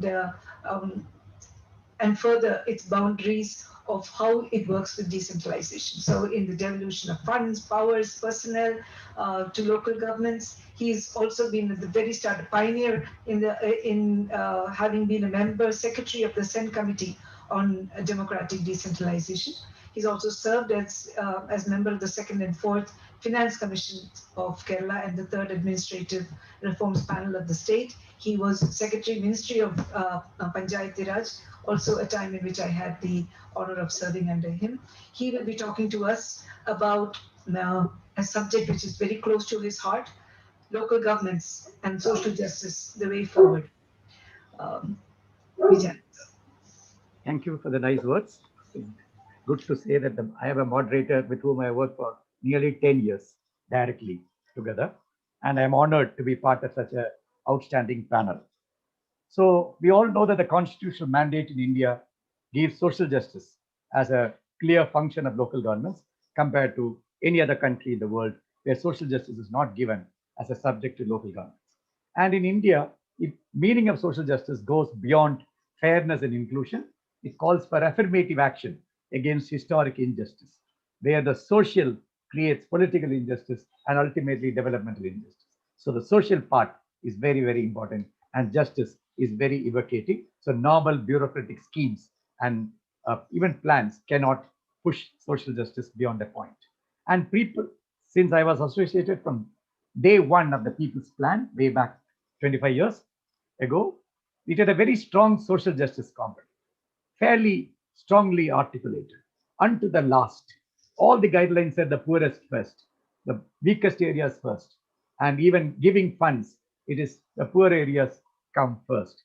And fund reservations for all kind of priorities, social justice priorities, and strong processes, quite deeper than the conventional planning process to protect the interests and with adequate safeguards against funds misuse or diversion.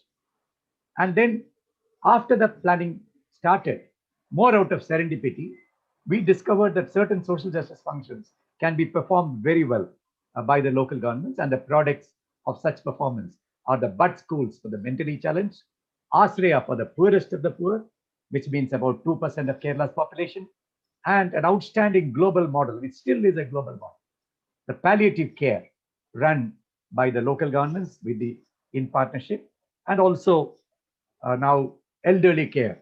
And I'm told by 2026, the number of people above 60 will be the same as number of people below 15 in Kerala.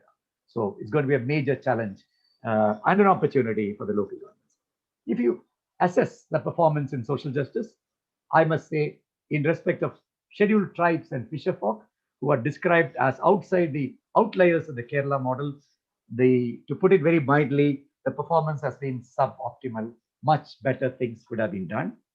In terms of the scheduled caste, the Dalits, basic minimum needs have been provided, but something more is required. And I can sense some kind of alienation among educated Dalit youth. And persons with disability, there are good models, very good intentions, but the capacity needs to be improved. Same thing for caring of the elderly. Of course, palliative care I mentioned is there. Unfortunately, Asraya, it started as a national best practice, and at one point of time got the Prime Minister's Award for excellence in public administration, has become, as Sharda was mentioned, have become complacent, have things get routinized. I tend to find that many of the good initiatives, barring some, innovation, enthusiasm, waning of enthusiasm, routinization, and what is worrying is trivialization. You do something and call it something else. That is, it's more a bureaucratic action, but it is happening. So what is required is a ruthless self-appraisal, self-criticism, and so that we can renew some of the things which we had agreed on at the policy level, political level, administrative level. I'll quickly go through that. First is a new focus on processes and results.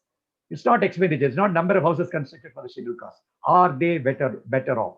Do they feel that they are better off? The well-being, self-assessment of well-being, that should be the focus. So we restructure, not too much of restructure, but kind of renew some of the processes. And in a Freirean sense, you get back to data, hard data with participatory data and local priority setting based on this analysis of the situation. So analysis, reflection, action, something which we discussed during the early 90s when literacy movement was on and we were in the field. And the self-help movement of Kerala, which again is a national best practice, has given us a lot of lessons for organizing people. It's a kind of a civil society which works with local governments. Nowhere else in India they are working. So SHGs of the persons with disabilities, they're just starting. SHGs of the elderly, all the subsystems of the larger SHG network seems to be a way forward. And one of the most brilliant, innovative concepts, which was outlined by no less a person than Sri M.S. Namboodiripad, was the voluntary technical core. Get the best volunteers from different expertise who are interested in their village, who are interested in the state, to come and give their advice. Unfortunately, that is almost forgotten now. It's not even routinized or trivialized. It is just extinct for the last probably 8 years or 9 years. It needs to be brought back. Now in the days of Zoom, we can get international experts, persons who are in the panel, to advise a village panchayat or a group of panchayats in Kerala. So we need to get this for the social justice function and also civil society organizations. And the whole concept of community resource persons. Kerala experimented it more than 30 years ago. Call it social animators and all that. But community resource persons from these groups are very, very critical to intermediate with the panchayat and the people, linking the two. And of course, without saying, participatory evaluation and independent professional assessment of social justice action. Then, I'm sure Arna ma'am will agree wholeheartedly, we need to shift to a rights-based framework, beyond process, beyond even beyond entitlements, some rights-based, looking on the existing rights for the different sections of society, which can be brought within the social justice rubric.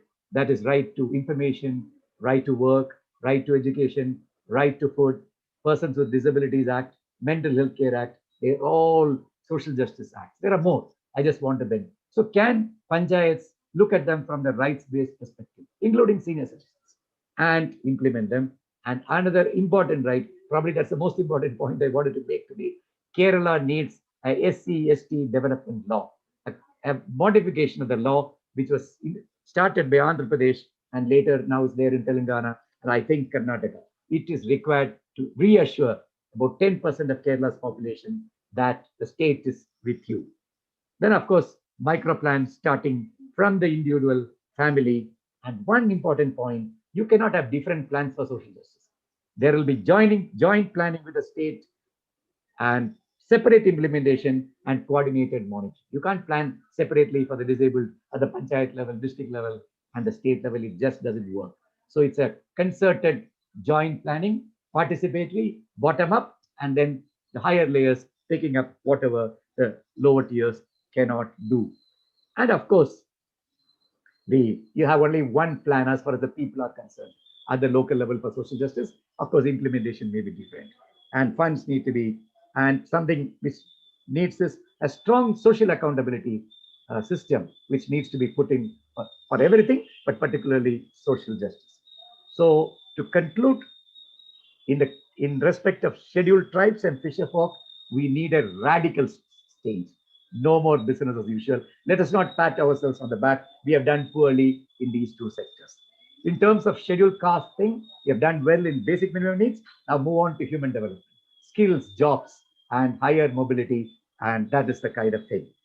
And I told you for aged and persons with disabilities, for scheduled tribes and fisher folk also, we have subsystems of strong community-based organizations through the SHG network, so they can have their interest articulated clearly. And a new announcement by Dr. Thomas Isaac in the budget a couple of weeks back, micro planning for 5% of Kerala's poorest of the poor. That is something can rejuvenate the destitute scheme. And Kerala announced a palliative care policy, which could not be operationalized because of COVID about 1 year, more than 1 year back. If that is articulated, it is not a general policy. It has learned and imbibed the lessons of last 12, 13 years that take this to a higher level. So these are clear action points. And so that we shift from a welfare state to a caring state. And that is based on empowerment, real empowerment. And I don't think any political leader needs to be afraid of engaging the citizen and empowering. I would even say it is good politics. But something which is very worrying, Kerala has one of the highest inequalities in India. Maybe the poorest of the poor are not so worse off, but inequality is growing. And for social justice, that's the worst enemy, growing inequality. So that is something, of course, the local government can't address it, but at least they can be sensitive to inequalities. And we should have a SDG assessment of the people under the social justice thing, that what is their SDG compared with outstanding SDG performance of Kerala. So if you let me finally conclude with what is my assessment of decentralization performance in Kerala. I was very happy when all the top people have been praising Kerala's decentralization. But if you assess Kerala's decentralization vis-a-vis rest of India, it could be 90% or 80% plus distinction. But if you assess it against our own expectations, not dreams, expectations, when we started the People's Plan, and vis-a-vis the potential of Kerala, which you also well expressed so well, I think some people may not even give a pass mark. So we have a long way to go. Thank you very much for this opportunity. Thank you so much, sir, for that combination of pragmatism and philosophy. The biggest takeaway that we have is about how Kerala and the local governance systems in Kerala need to move out of patronage politics and development orientation to one that is completely rights-based and socially accountable. Also, we will look into and take your advice further on how it is that we go about making a development law, an SCST development law. Thank you so much, sir. Now we come to Dr. J. Devika, who will be talking to us about the challenges of natural resource extraction and its impact on local governments in Kerala. Dr. Devika is a historian, a feminist, a social critic, academician, and friend, who is right now working as professor in the Center for Development Studies, Trivandrum. She has authored a lot of books and articles on gender relations in early Kerala society. She has translated fiction and non-fiction books between Malayalam and English, both from Malayalam to English and English to Malayalam. She writes on gender, politics, social reforms and development in Kerala in publications like Kafila, the EPW and The Wire. Her book on Kulasriyum Chandapennum Undayadengine. She gives an alternative reading of Kerala history from the feminist perspective. For us, she has been someone who has actually opened and widened the debate on feminism, brought the issues of women central to governance and discussion, political discussion in Kerala.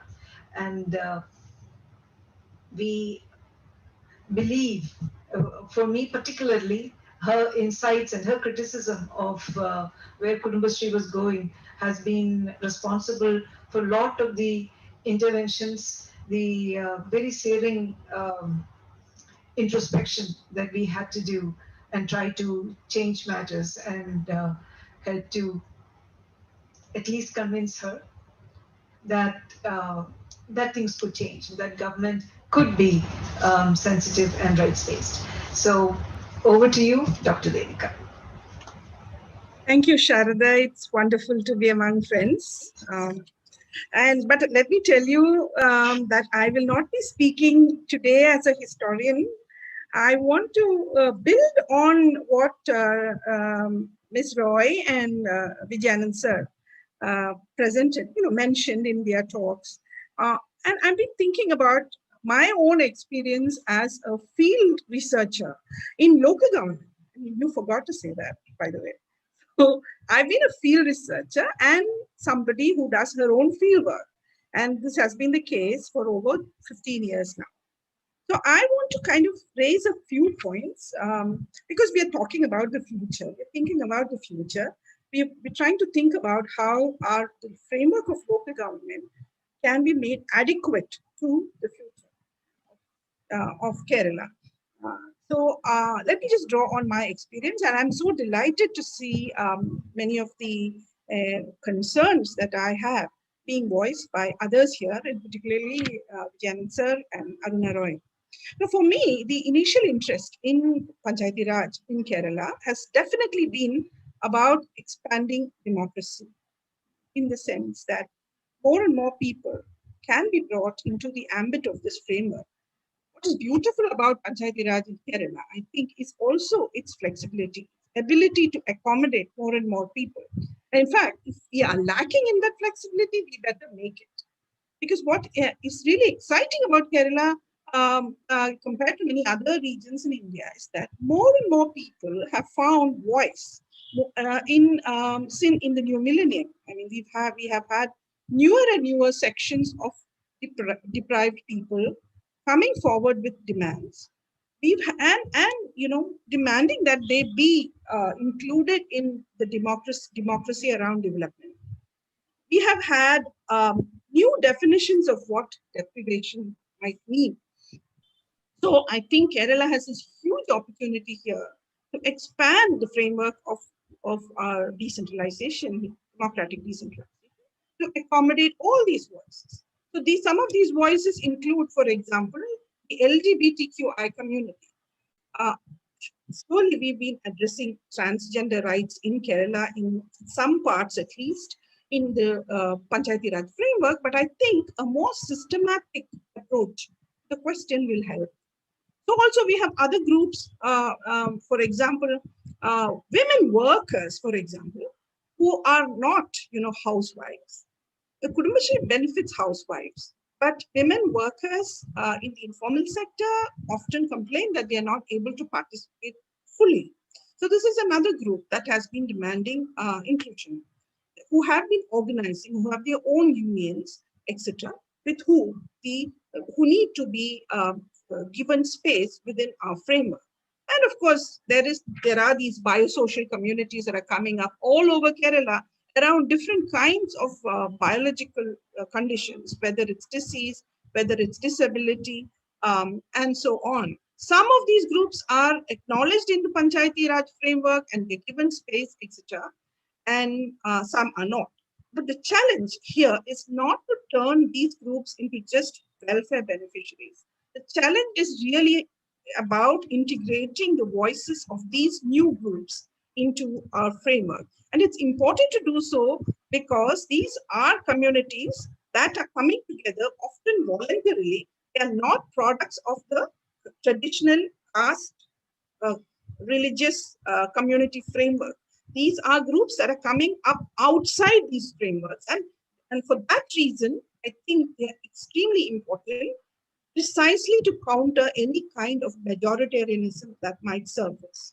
In fact, within the Panchayati Raj or outside. In fact, outside the Panchayati Raj in Kerala, this atmosphere is as menacing as anywhere else when it comes to communalization and casteist tensions. In order to counter that, perhaps, these groups need to be given not just welfare resources, but actually a voice and space within the Panchayati Raj framework. Now, the second point I want to make is coming directly from my own research on the challenge of natural resource extraction and Panchayati Raj in Kerala. In many parts of Kerala, we are now seeing what could well be described as natural resource predation, given the way they are flouting rules, given the way they are able to influence all kinds of institutions and actually cause great loss to the government.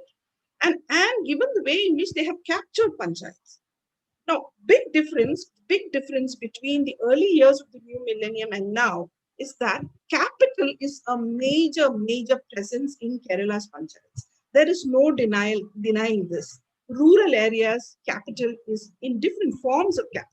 It may be like the Anna Aluminium Company in the Kizhakkambalam Panchayat, which has taken over the panchayat literally and almost pushed political society out. It may be like in the Palichal Panchayat, where quarry companies are able to flout rules and capture the panchayat with ease. It may be like one of the coastal panchayats I'm working in, where the power center is a powerful commercial family, which is based in the Gulf, surprisingly, and they operate through proxy. Yeah. So this is happening all over the Kerala, and we need an honest conversation on how capital needs to be not just made accountable, but also drawn into the business of governance beyond corporate social responsibility. How that has to be done, how that may be done, etc., questions that we need to really seriously discuss. But the point is that we stop pretending that rural areas in Kerala are free from capital, the presence of capital. The moment we retain that pretension, we will find that neoliberal logic will penetrate all the more deeper. It will go out of control. Now, I'm a person who believes that Kerala took a calculated risk in allowing some neoliberal logic in the 1990s. It was a calculated risk, but that we may completely lose control if we do not acknowledge the fact that capital is indeed a major presence in our cities, not just our cities, but even in our rural areas.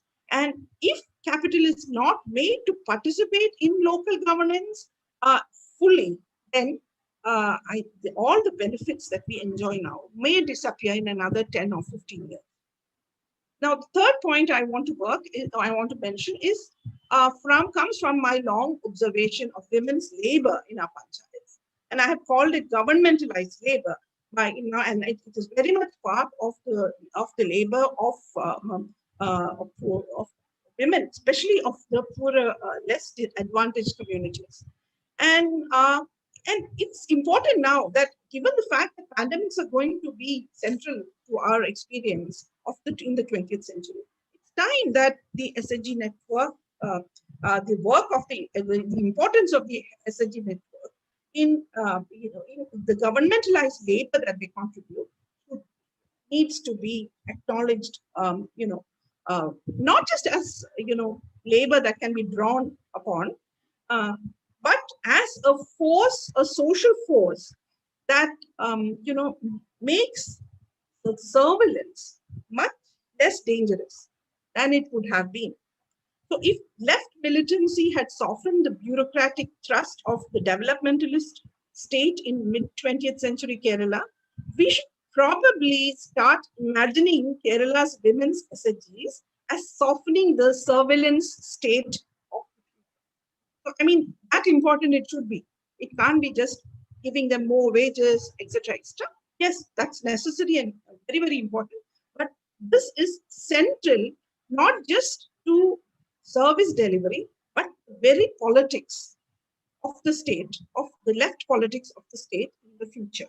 Developmentalist, the development politics of the state in the future. And the fourth point I want to make comes from fieldwork in panchayats, where the Grama Sabha is reduced to just a beneficiary distribution ritual.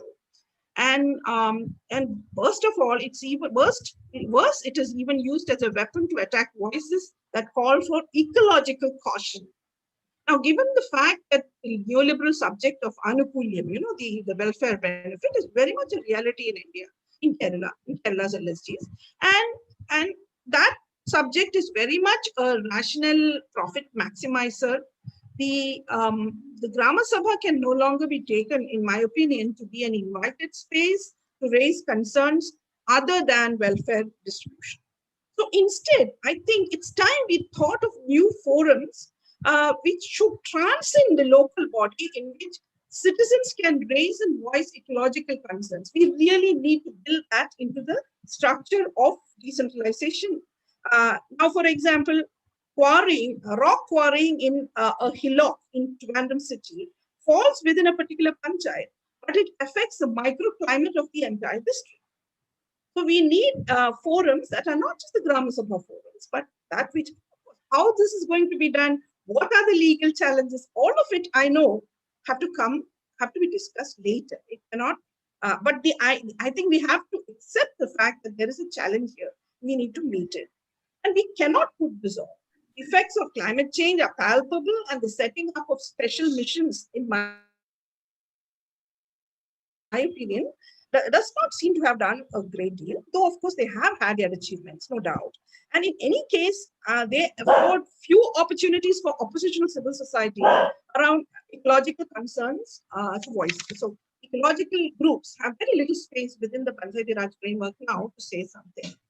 Then the next point comes from some work done around Cyclone Oki, as well as the difficulties of local governments in coastal areas during the pandemic. Now it's time, again, I'm going to say something really bold and outrageous to some. I'm trying to say that it's time we start thinking about carving out coastal panchayats. Right now, coastal panchayat wards are just very often just a minority in a largely mainstream panchayat. So there might be 2 or 3 wards which are coastal and the rest is. And I don't think the concerns of coastal communities have been adequately addressed by these panchayats, and it may be very difficult for them. I don't know, and I'm thinking why we can't think about something like, say, the Indonesian model, where some distance of the sea, like 15 kilometers into the sea, for example, cannot be brought under a coastal panchayat. So let's not forget that coastal peoples are perhaps most vulnerable to climate change in Kerala, and their issues and the whole question of workplace. I mean, they are losing not just the sea, but even the land on the coast. And there is every reason for us to think in terms of coastal panchayats. I would say the same about Forest Rights Act implementation. Panchayats in Kerala, Dr. Vijayanan sir and I, we have collaborated in doing some good work on that. I think good work on that. And it's time that the Panchayati Raj framework of Kerala is made adequate for the effective implementation of the Forest Rights Act, again, to protect an extremely vulnerable community, which is, again, one of the most important victims of climate change. And finally, Kerala's forested and forest fringe panchayats. We need to strengthen them. The biggest challenge at the moment in Kerala is what is called, I believe wrongly, the human-animal conflict. Everywhere in Kerala, we are finding wild animals entering human habitation, coming right up to towns, into towns, wild boar, monkeys, all kinds of creatures. And we know that pandemics, an important context in which pandemics spread is definitely this kind of conflict. Now, this is a thorny problem, and this is going to be a very important problem for Kerala in the coming years. We need to strengthen these panchayats and deal with this whole problem of the narrowing interface between humans and animals. And this applies also for the feral animal life in cities and towns. Better waste management will bring down definitely the population of feral animals. But feral animals also serve a purpose of keeping down vermin, spreading diseases, etc. So the whole challenge of managing space in a way that animals and human beings benefit from each other's presence is one among the many that present before us at this moment, which is going to be an important challenge for the future. And I think we need to not just train, this training business is all fine, but it's important. But we also need to change the framework of panchayat with new kinds of powers and responsibilities and resources for us to meet all these challenges. So I will stop here. Thank you very much, Sharada, for giving me this chance. Thank you, Dr. Devika. Provocative, as always. We have now challenging us to reimagine capital in local governance, the SHG network, whose governmentalized labor in the framework of local governance, the Gram Sabha, also to handle and to be able to absorb and include ecological caution, the voice of ecological caution, and also challenging us to reimagine space, the space of the coastal, the space of the forest, the space of the fringe. Yes, we are very indebted to you for these ideas and promise that at least some of these we will look to see how we can take forward. So now we move on to the last speaker of the day, Professor K.N. Harilal, member of the Kerala State Planning Board who requires no introduction. He has been very active in this conference. He was the mainstay of the first session, which on decentralization and local governance, where we saw the best practices. He has been an architect, mentor, and supporter of decentralized planning and governance, has been pushing for spatial plan and development. And we are all ears. Professor Harilal, over to you. Thank you, Sharada. Distinguished panelists and friends. It's already almost 8:15, and we have only around 15 more minutes. And therefore, I should try to be very brief so that we can accommodate some question and some time for discussion. Now, Harry Blair was mentioning about certain secrets of success of Kerala's people's planning. One major source of success, one major secret of success is the willingness to learn from experience. We have this culture of too many discussions, deliberations, and controversies.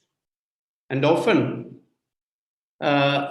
the dialogue will take the shape of controversies and sometimes dharnas, strikes, agitations, etc. These are all part of Kerala's democracy. Very often we regret about controversies and agitations and strikes, but these are part and parcel of our democratic culture, and people's campaign, decentralized planning in Kerala had benefited from this culture of studying from experience, this culture of deliberations. And this seminar has come in the most opportune moment, which will contribute to this process of self-learning. Because now we are on the verge of a major threshold.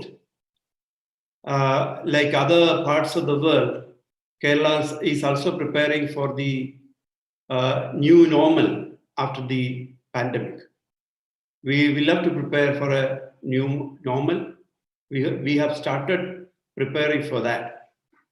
And these deliberations here will certainly help us in doing that. And then all of us know that we had elections recently, and we have a new team to lead the local governments in Kerala. And they'll be therefore very receptive to new ideas, because they have now 5 years ahead of them, and they can pick up the points made by distinguished panelists. And also, this is going to be the terminal year of the 13th plan in the state. And 14th plan is beginning in 2022-23. And in fact, we are advising local governments to take one full year, that is 2021-22, to plan ahead. I mean, to make the 14th plan. So they have plenty of time, one full year, to chalk out their 14th plan. And certainly, many of these points which came up in these deliberations will be useful. Of course, we have other sources of suggestions coming. We have reports of government-appointed committees. The Finance Commission reports often help the local governments. Sri S.M. Vijayanand is the chairman of the latest Finance Commission. We are awaiting his interim report came. We are awaiting the final report. And certainly, it will have very concrete suggestions regarding the way forward. Of course, we have studies done by academics from within as well as outside Kerala. I don't need to mention names. Patrick is here, Harry Blair, and other dignitaries from rest of India. They have all contributed to the success story in Kerala, because we have picked up their experience, their observations. Now, I'll not get into a very detailed discussion about the kind of points that emerge from the discussions today, but that's for want of time. But I would like to mention 2-3 important points. See, one major point Sharda mentioned is about the tension between local governments and other tiers of government regarding share of power. And other speakers also referred to this issue, particularly Dr. Meenakshi Sundaram also has mentioned about this. No, certainly we cannot do away with guidelines and government orders which sort of guide the local governments in their functioning. Because it involves sharing of funds given by the Central Finance Commission, State Finance Commission, and these finance commissions, of course, they will add certain kind of guidelines regarding use of money. And we have money given to the local governments which will have to be targeted to particular groups like scheduled caste, scheduled tribe, etc., etc. So some amount of guidelines will have to be there, because you have different tiers of government. You need to have a division of labor, and then you need to have integration, and then different sources of funds. So government intervention is really required. But unfortunately, such government interventions quite often lead to plethora of government orders, too many guidelines, too many guidebooks, too many training programs. So that ultimately, local governments are denied free space. And I do agree with Meenakshi Sundaram on this. Our idea should be to maximize the autonomous space of decision making at the local level. And during the last 4 or 5 years, we have attempted to do this. In fact, in the introductory remarks, the vice chairman was mentioning about the process of planning in Kerala. And the plan was made towards the end of the year. And the local bodies got only 3-4 months of 5 months to do the implementation.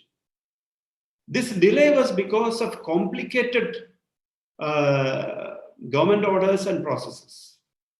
And we are prone to make this. For example, let me take the case of the present Finance Commission, State Finance Commission and Central Finance Commission.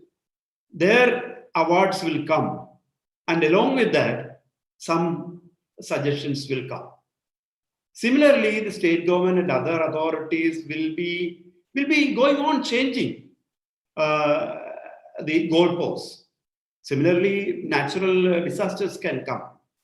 So we will have to be flexible. Guidelines will be coming, changes in orders will be coming, but this should be minimized.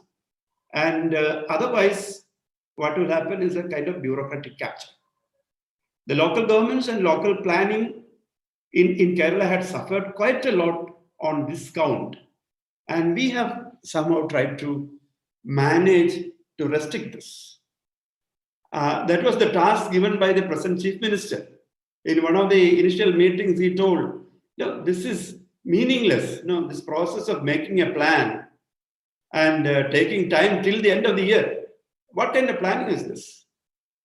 So we cut down on guidelines and orders, and the bureaucracy in Kerala had really taken extra pains to restrict the kind of such intervention. And now we have a system wherein the plan is made in advance, and planning is meaningful that way. So we have time for implementation during the entire period of the year. This has certainly improved the quality of implementation in a significant way. But certain elements of participation suffer. We need to really correct this mistake. And from next year onwards, the Grama Sabhas, Grama Sabhas should be convened in a more efficient way. It should not be the usual ritual. But when it comes to participation, I think the focus, exclusive focus on Grama Sabha should be rethought. Dr. Devika was mentioning about the need for this, because there are a lot of different voices, and they should be given space and room for expression. And she was mentioning about some groups. But interestingly, during the recent years, if you look at participation outside Grama Sabha, I will say that there was a tendency to increase. All kinds of meetings are being organized by local governments. Meeting of farmers, children, various groups, even non-resident Keralites. Local governments are organizing online Grama Sabha, where participants from other countries make their suggestions. So participation should be looked as a multi-dimensional process, and we should probably build in such spaces of participation into the guidelines and government orders, or the way local governments function. Then, of course, there was this mention about spatiality of development, the need to emphasize spatial planning. We have made a humble beginning. When we made the district plans, we insisted that there should be a separate chapter on spatial planning. And those chapters have come out quite well. And that's helping the district administration in a big way. And we have also attempted to make spatial plans in selected local governments. And our engineering colleges had contributed in a significant way in developing the methodology for making spatial plans. And then, of course, many mentions were there on the disaster management plans. So we have made a good beginning. And Patrick was mentioning about our indifference to urban problems. I fully agree with him. In fact, now in the beginning of the 13th plan, we decided that we should change the approach, and local government, the urban plans were treated on a separate platform, but that was a very, very rudimentary beginning. Our urban problems have overtaken planners in a big way, and Kerala society is realizing this. And in the 14th plan, urban local bodies will have to be treated very differently. And the suggestions here, particularly suggestions from Patrick Heller, they are all valuable. And we will certainly, when we get this 1 year, whichever government is in power in Kerala, I'm sure that the government will consult experts in the area of spatial planning, in the area of urban planning, so that our urban local governments, particularly the city corporations, are empowered. They are in a very poor state as far as planning is concerned, as far as spatial planning is concerned. And of course, there are so many suggestions which came. Madam Aruna Roy spoke about the big picture. She is coming from North India, and she is more aware, acutely aware about the big picture than probably people in Kerala. She was also in the thick of some of these agitations. Keralites are often criticized for too much emphasis on the big picture and too little on local issues.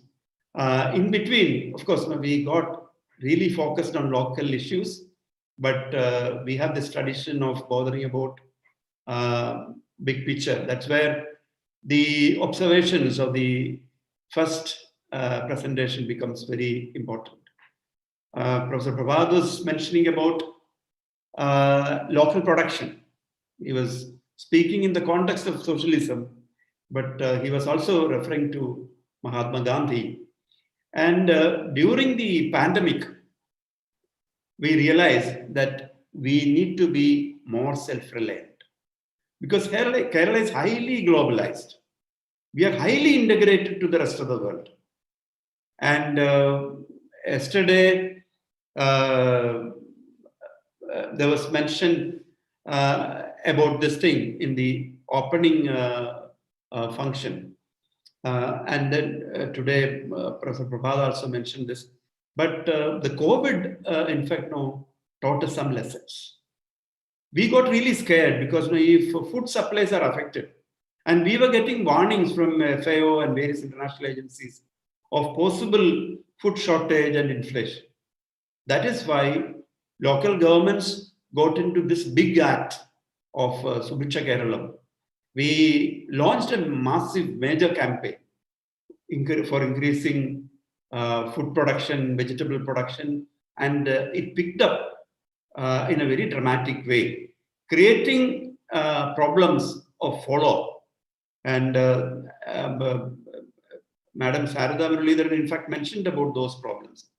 See, we fail generally in the productive sectors. We did quite well in welfare and infrastructure, not so much in the productive sectors. As rightly mentioned by the moderator, see, production can be arranged, but what about post-production? What about ensuring reasonable prices? And what about ensuring value addition? And what about ensuring a better share for the farmers? So these are the issues that we should be picking up. In fact, no, in the area of infrastructure and services, local governments on their own can do the work. But when it comes to production, agriculture and industry, it's very difficult for local governments to engage in agriculture. Nedumangad, of course, no, they have a model. And similarly, local governments cannot get into industry and start producing. So they will have to find out proper institutional mechanisms which are sustainable to help local producers. That's where we need to really get research support. On their own, some local governments have evolved certain institutions. Nedumangad is one very good example. They have local people doing the work, but Block Panchayat is also involved. So we need to have industry and agriculture, private capital, farmers doing the work, but then local governments intervening in a very significant way so that the latest technology of even organic farming is given to the farmers, local governments, and then value addition, marketing, such helps can be arranged. This needs innovation in the area of institutions, and that's a major challenge. We have institutions in other areas, but in the area of the connect between local governments and individual producers or companies, small companies and startups, how those institutional arrangements can be made is a big challenge, because if local governments are involved, that can lead to corruption and all kind of audit problems and all. These are practical problems. There is no question of running away from hardcore practical problems. So we need to take this debate, take today's points to more practical, concrete suggestions. And there, in fact, we are looking forward to your help, scholars from other countries, scholars from the rest of India, and the academic community in Kerala. We need continuous help, and let me, on behalf of the Kerala State Planning Board and local governments, thank also all the distinguished participants of this session. Thank you very much. Thank you, Professor Harilal, for your insights, suggestions, and way forward. I would. We are officially at 8:32, but I think it would be very unfair if we close this without a little bit of discussion. There have been 2 specific questions that have been asked, and there have been also one other person who's indicated that they would like to ask a question. So I will just read a question from Rajesh NM, which is addressed to Dr. Meenakshi Sundaram. And he says that earlier speakers had shown some concern regarding the increasing dependence on local councillors. I think he's particularly referring to Dr. Heller's presentation. But Professor Sundaram opined to give more regulatory powers to local self-government, and local self-government representatives have higher convincing capacity. So they would be, these are contrasting ideas. Wouldn't giving more regulatory powers to local governments actually increase dependency on local councillors? This is a question, Dr. Meenakshi Sundaram. Unfortunately, Professor Heller has had to leave, so I'd ask Dr. Sundaram to please answer this. A good question. I don't think there will be politics in this. See, when in the state government also we take decisions. It is done by a political government. There are different opinions. I have been serving a coalition government both in the state and in the center. Having different opinions is a part of democracy.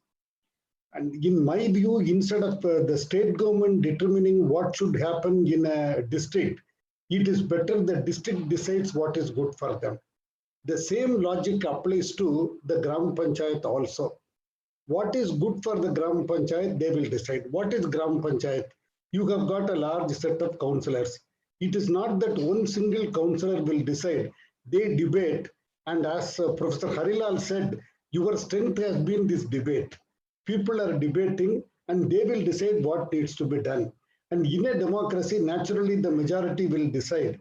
Probably the local people, if they are interested with this responsibility, they will do better. The other point which I have been stressing is, instead of a government officer going and talking to the people, if their own representatives talk, the acceptance is very high. I have seen it in my own career. Instead of my talking to the people, if I can make the Jilla Parishad president talk to them, that has got a much bigger effect than what I am going to talk to them. So I would therefore suggest it is better we leave it to them. There will not be any politics, and we will accept the majority in a democracy. That's what I will say. Thank you. There is actually a follow-up question to this, which is from T. Gangadharan, TG. He asks whether it is possible to entrust the local self-governments with more regulatory functions without amending the Act. And I would request Vijayanand sir to answer that, please. If you list for want of time, if you list the regulatory powers of local government, they are substantial. Maybe a little bit of filling out would be required in the acts. It's not substantial amendments are not required. They have regulatory power like ZRA said, water bodies, buildings, air, lot of solid waste, lot of powers are there. We can certainly add to it new domains. Thank you, sir. We had from Advocate M.M. Ansari a chat prompt.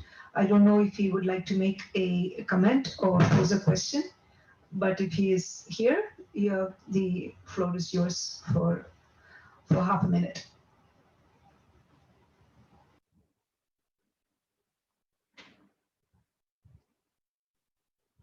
Mr. Ansari?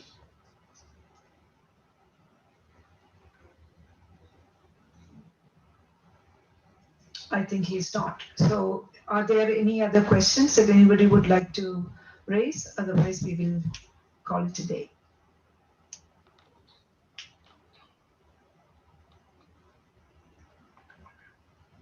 It has been a very enriching and grueling, perhaps, session in that it's lasted for so long and has been so thought-rich and content-heavy. I will now ask Srimati Josephine to give the vote of thanks. Respected dignitaries and dear all, the reflections of renowned academicians and experts in the field have created a fresh outlook towards the functioning and structuring of the three-tier decentralized system. The presentations threw light on need of strengthening democratic planning process and inclusive decentralization of governance. I take this opportunity to thank Dr. V.K. Ramachandran, Vice Chairperson, Kerala State Planning Board, for delivering the welcome speech and enriching the session with his address. Thank you, sir. On behalf of the State Planning Board, we thank the former Vice Chairperson of the Planning Board, Dr. Prabhat Patnaik, whose socialist reflections on decentralized governance and states' interference has enriched the session. Thank you, sir. I extend our gratitude to Professor Patrick Heller for sharing his knowledge and findings in urban governance. His long-term involvement with the Indian system has added more content to the session. Thank you, sir. The insights of Professor Harry Blair on democratization, decentralization in a global context have broadened our perspective. I take this opportunity to express my sincere thanks to Professor Harry Blair.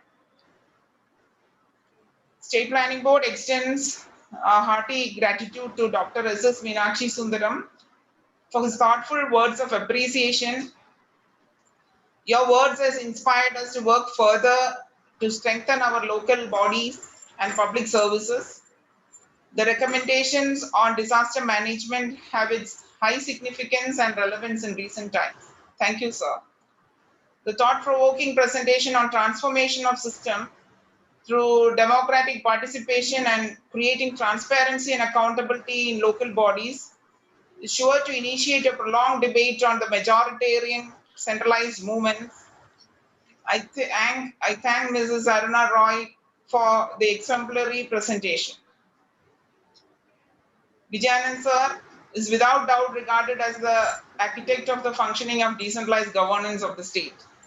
His fruitful recommendations on social equity and justice have reminded us of the possibilities to empower our decentralized mechanism further.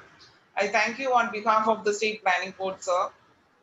Dr. Devika's insights on creative interference of local bodies in environmental conservation and developing a model coexisting with environment were thought-provoking. I extend sincere thanks to her for her presentation. Thank you, madam. I thank Dr. Kane Harlal for his address. This conclave on local bodies was envisioned and brought to a reality by his tireless involvement. On behalf of State Planning Board, I thank you, sir. We extend our sincere gratitude to Sharadaji Muralidharan IAS, Additional Chief Secretary to Local Governments Department, for being the moderator of the session. Her experience and expertise in field as the Additional Chief Secretary has added charm to the session. Thank you, madam, for your fruitful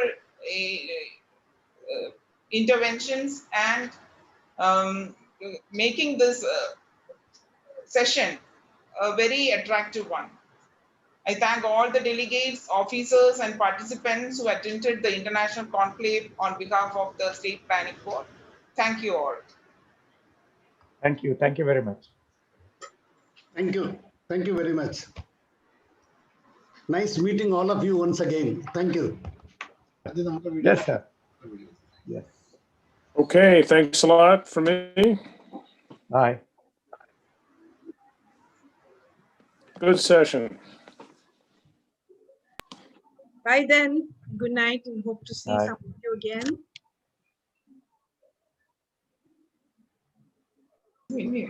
Good night. Good night, everybody. Thank you. Good night. Bye. Take care, everybody.